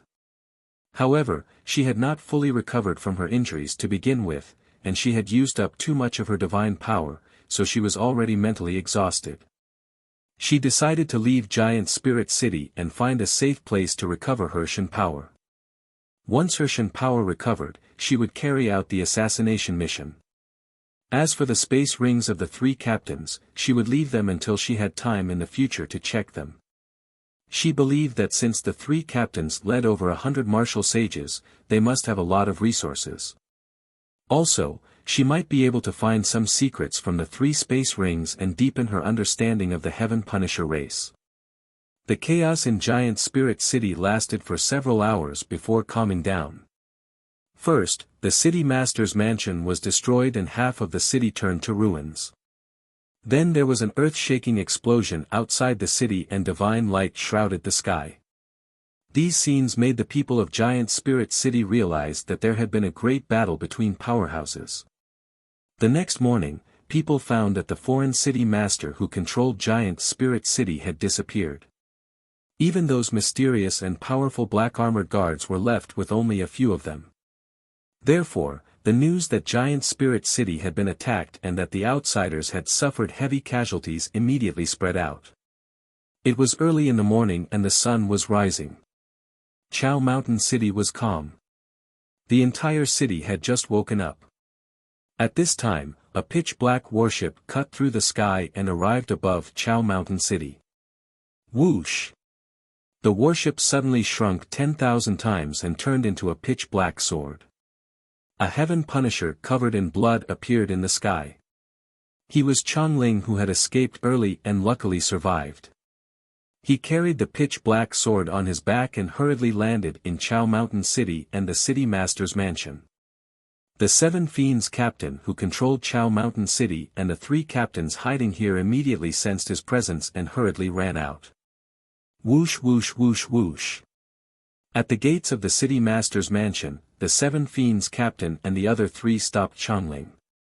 When everyone saw Chongling covered in blood and wounds, their pupils contracted and they were puzzled. Captain Chongling, what happened to you? How did you get so heavily injured? Who did this? Chongling, weren't you hiding in Giant Spirit City with Captain Bai Yun? What the hell is going on? Where are Bai Yun and Ling Yuan? The 4 captains asked about the situation with great concern. Chongling waved his hand and said with a hateful expression, I healed for a night in the warship to recover to my present state. If it wasn't for that, I would have been unconscious a long time ago. How could I have escaped here? It's a long story. I'll explain it to you once we enter the main hall. The 7 fiends captain nodded in agreement and hurriedly led Chongling into the discussion hall. Then Chongling recounted what had happened last night. After the 4 captains heard this, they were all shocked and their eyes flashed with anger. Captain Bai Yun guessed correctly. The mysterious expert really attacked Giant Holy City. Chongling, there is only one mysterious expert, and a human woman in a blue dress. Do you have a portrait of that woman? Do you know this person's identity? Chongling, you fled with serious injuries. What about Captain Bai Yun, Ling Yuan and Shuang Yu? How are they? Everyone asked at once and Chongling felt a headache. He took a deep breath and answered methodically, the identity of the blue-dressed woman is unknown, but I used the blood shadow crystal to remember her appearance. I will give the blood shadow crystal to you. Try to find this person's identity. As to Bai Yun, Ling Yuan and Shuang Yu, when I fled, they were fighting with the blue-dressed woman. I have not contacted them and do not know their situation. Then Chongling took out the blood shadow crystal from his spatial ring and gave it to the 7 fiends captain. The Seven Fiends captain took the blood shadow crystal and said with a serious expression, "Do not worry, I will do my best to find this person's identity. The most important thing now is to contact Bai Yun, Ling Yuan and Shuang Yu and ask about their situation." So the other three captains took out blood jades and sent messages to Bai Yun and the others. After sending out the messages, everyone could only wait patiently for a response. Taking advantage of this time, the Seven Fiends opened the blood shadow crystal and projected a blood-colored screen of light in front of everyone. A blurry image appeared in the screen of light.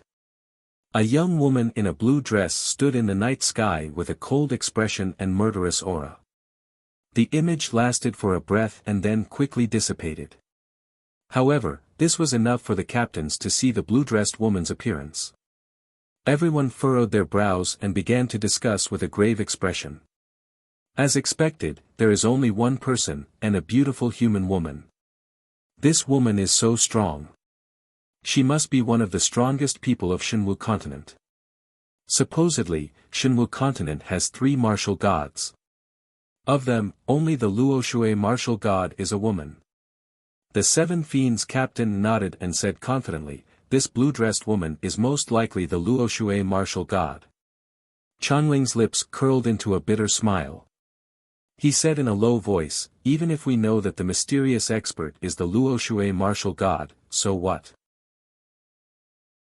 This woman is terrifyingly strong and moves alone. She appears and disappears unpredictably. We cannot surround and kill her with just the few of us. I fear that only General Dragon subduing can kill her." Hearing that, the captains looked even more awful. Their hearts were heavier and more depressed. They had accepted the mission with confidence, but now they had fallen to such a state. If they could not kill the Luoshui martial god, they would be laughed at by Yu and the other captains. The Seven Fiends captain saw that morale was low and urged, "Do not be discouraged. The result is still unknown. Let's wait patiently. Maybe Bai Yun, Ling Yuan, and Shuang Yu have already killed the Luoshui martial god." The other captains nodded and remained silent. Soon, 15 minutes passed. The message blood jade that everyone had hoped for did not appear. Bai Yun, Ling Yuan, and Shuang Yu did not respond. As time passed, the unease in everyone's hearts grew stronger and their expressions grew more serious. 2 hours later. 3 warships flew above Chao Mountain City and stopped. The doors of the warships opened, and several black-armored soldiers flew out and hurriedly ran into the city master's office. They charged into the discussion hall and knelt down to report the situation to the Seven Fiends, Chongling, and the others. "Captains, Captain Bai Yun was killed by a mysterious expert. The blood spirit imprint has dissipated. The blood spirit imprint of the Lingyuan ship has also dissipated. Captain Lingyuan has also died. Captain Shuang Yu has also died in battle. Captains, please take revenge for us." Hearing this news, the Seven Fiends, Chongling, and the others widened their eyes, their faces ashen. Chapter 2372. The sudden grievous news caused everyone to be inexplicably shocked. The blood spirit mark was equivalent to the soul jade tablet that humans were skilled in. Only when one was completely dead would the jade tablet shatter. Similarly, after the experts of the heaven punishment race died, the blood spirit mark would dissipate. The discussion hall was deathly silent. Everyone's expressions were ugly, and the atmosphere was oppressive.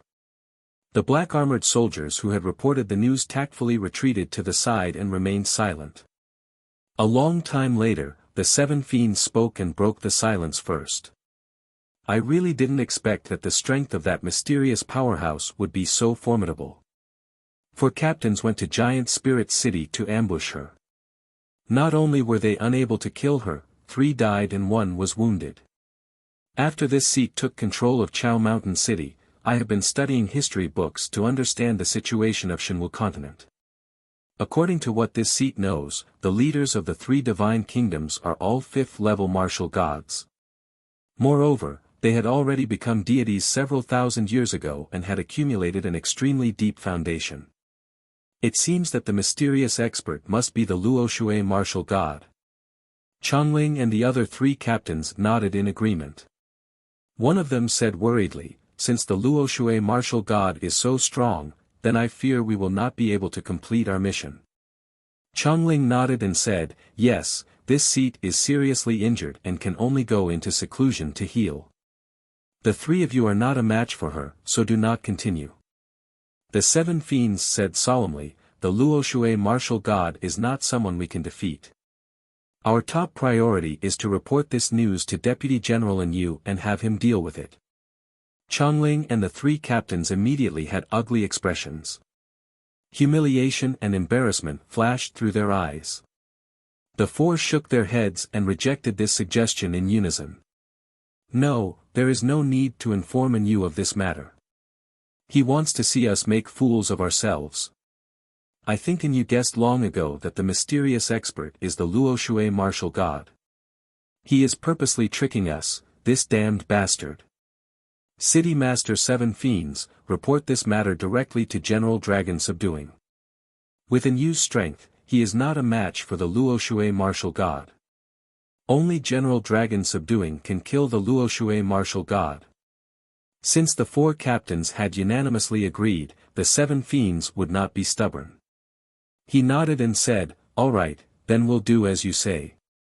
I'll send out a message to report the news to General Dragon Subduing. Captain Chongling, your wounds are serious. This seat will immediately arrange a secret room for you to use your powers to heal." After saying that, he warned the other 3 captains, "The 3 of you will stay in Chaoshan City and temporarily put down that mission. After I report the news, we will see what arrangements General Dragon Subduing makes." The 3 captains had no objections. They cupped their hands and left the hall. Chongling did not waste time and hurriedly went into seclusion to heal. As for the White Cloud, Lingyuan, and Shuangyu battleships, they landed in Chaoshan City and waited for news. 2 days passed quickly. The 7 fiends finally received General Dragon Subduing's message. The Dragon Subduing General indicated that he already knew what had happened. Since the mysterious expert was the Luoshui martial god, she would definitely die if she dared to oppose the Heaven Punisher race. Not only that, but her Luoshui divine kingdom would also be destroyed. However, the Heaven Punisher race had yet to gain a foothold. The current mission was to first defend the 72 cities, then take care of Pillar of Heaven's mountain, and finally attack the Luoshui divine kingdom. General Dragon Subduing decided to personally go to the 72 cities and take care of the Luoshui martial god. He had already ordered the captains to be more alert and closely monitor the movements of the Luoshui martial god.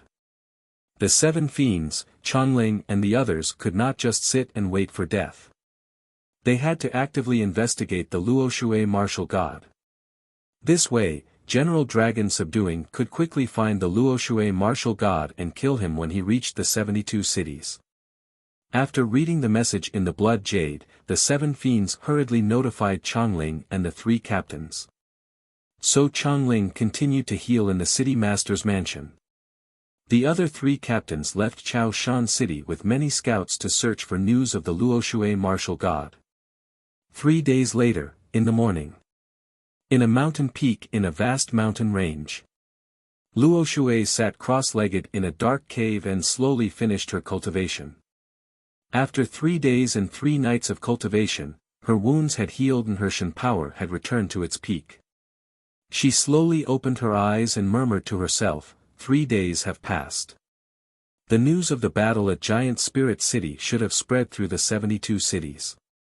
The experts of the Heaven Punisher race must hate me to the bone and are searching for me.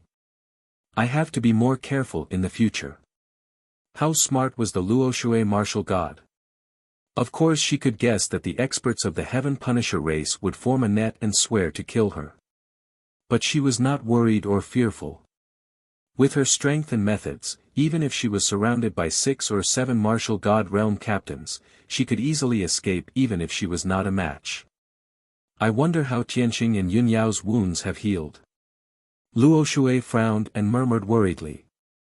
Moments later, she gathered her thoughts and flashed out of the cave. Facing the rising sun, she stepped into the sky and headed northwest 100 li with each step. This time, her target was Chaoshan City.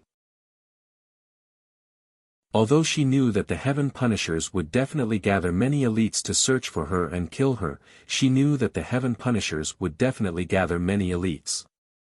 But she believed that the leader of the Heaven Punisher race would not ambush Chaoshan City. After all, she had just ambushed Giant Spirit City. How could she ambush Chaoshan City, which was the nearest city? She would definitely flee and ambush other cities. This was a principle that everyone knew. It was also a habitual thought. But Luo Shui wanted to do the opposite. False and true, true and false. Only then could the 72 cities fall into chaos and panic. Only then could the army of the Heaven Punisher race have no time to attack Pillar of Heaven's mountains and be tired of defending against her attacks. She was trying her best to buy time for Pillar of Heaven's mountains. 10 hours later, it was evening. When the sun was setting, Luo Shui quietly sneaked into Chaoshan City. Before entering the city, she circled the city twice and used a secret technique to check repeatedly. After confirming that there were no large groups of martial gods ambushing in the city, she began to move. Bold plans and cautious actions. This was her way of doing things. After sneaking into Chaoshan City, Luo Shui moved stealthily. She only used 2 hours to figure out the situation in the city. In the city governor's mansion, there was a martial god and more than 100 black armored warriors of the martial sage realm. On the surrounding city walls, there were more than a dozen black armored warriors hiding. She thought for a while and understood that the 100 black armored warriors were most likely the old subordinates of Bai Yun, Ling Yuan, Shuang Yu, and the others. In the dead of night, Luo Shui finally made her move. She assassinated the dozen black armored warriors guarding the city walls before sneaking into the city governor's mansion. After entering the city governor's mansion, she appeared like a phantom and quickly killed one black armored warrior after another. An hour had passed, and she had killed more than 40 black armored warriors.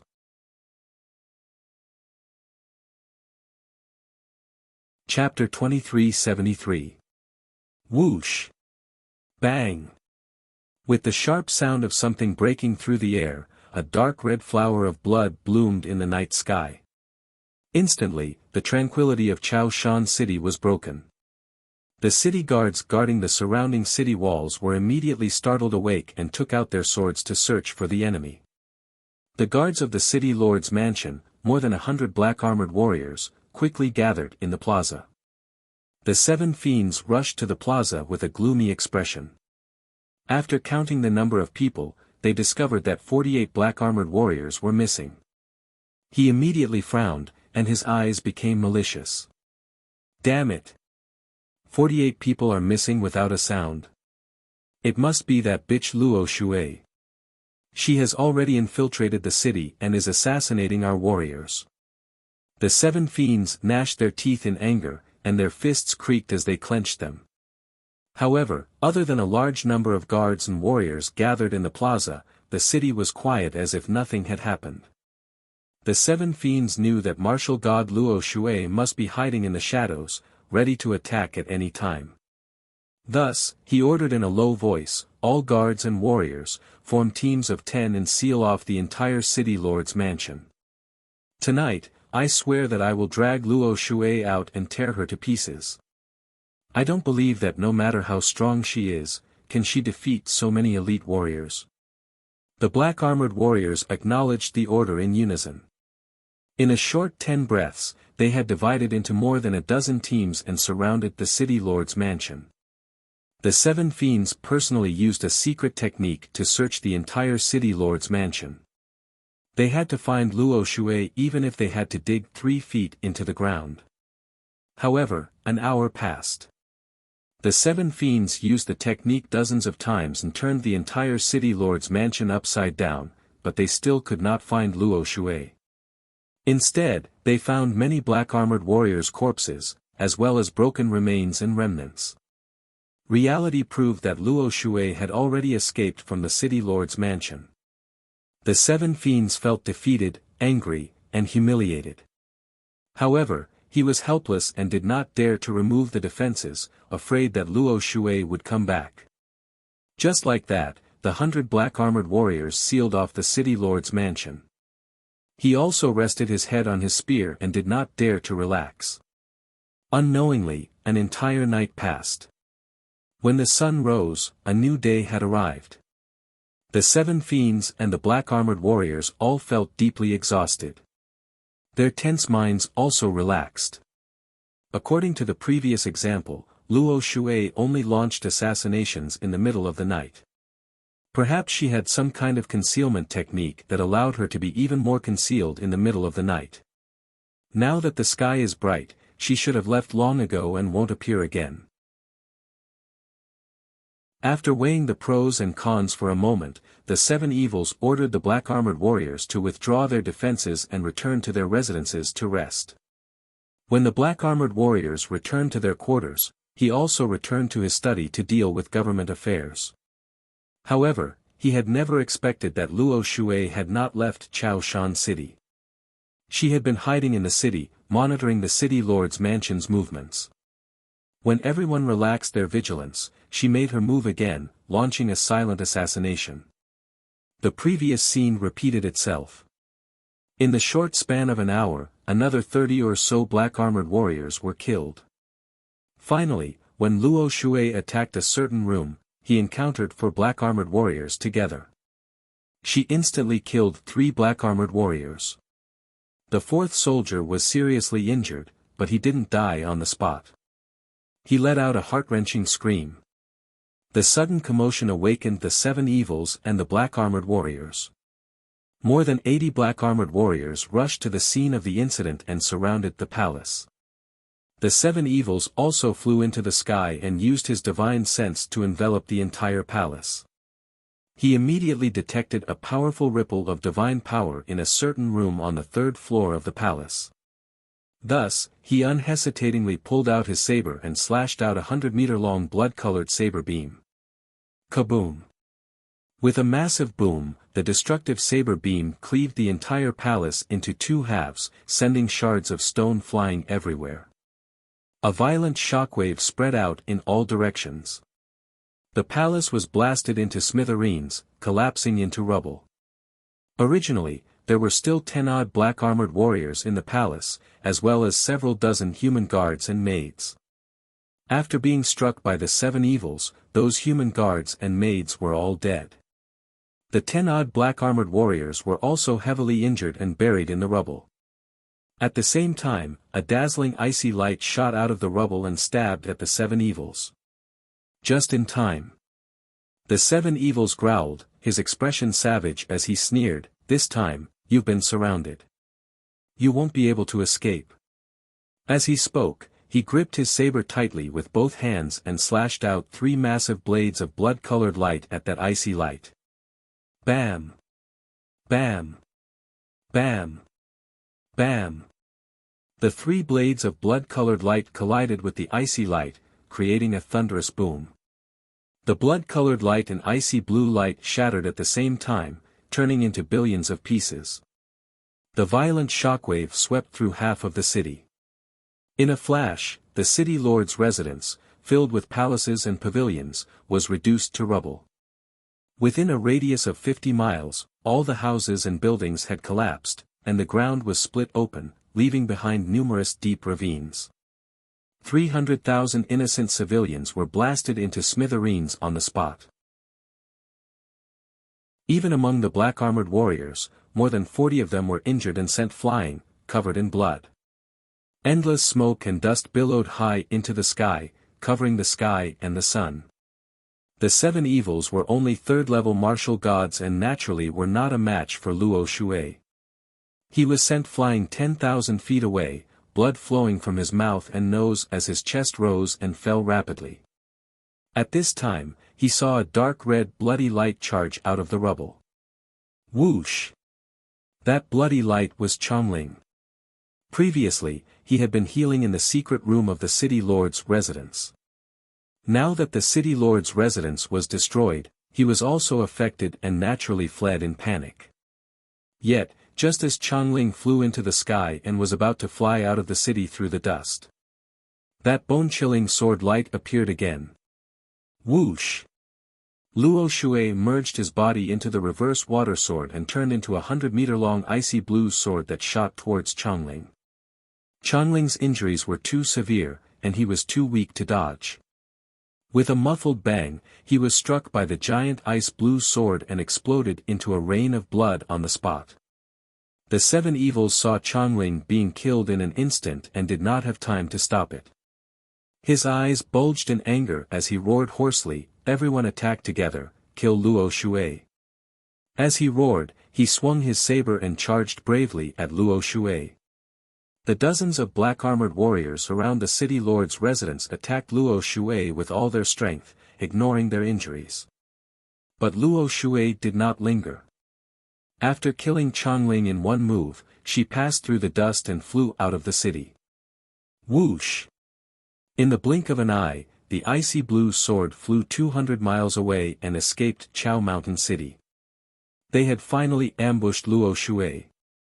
How could the seven evils let go of this chance? He unhesitatingly gave chase with dozens of black-armored warriors. Everyone flew across the sky in a grandiose manner. Soon, they were thousands of miles away. At this time, Luo Shui's ice crystal sword suddenly stopped. You're tuning into the Han Li's Wuxia Chronicles YouTube channel. We're so grateful for your support, and don't forget to subscribe to join us on this incredible journey through captivating stories. Your generosity through donations truly makes a world of difference, as it's the primary source of revenue that allows me to expand and enhance this channel for you. Thank you from the bottom of my heart for being a part of this adventure.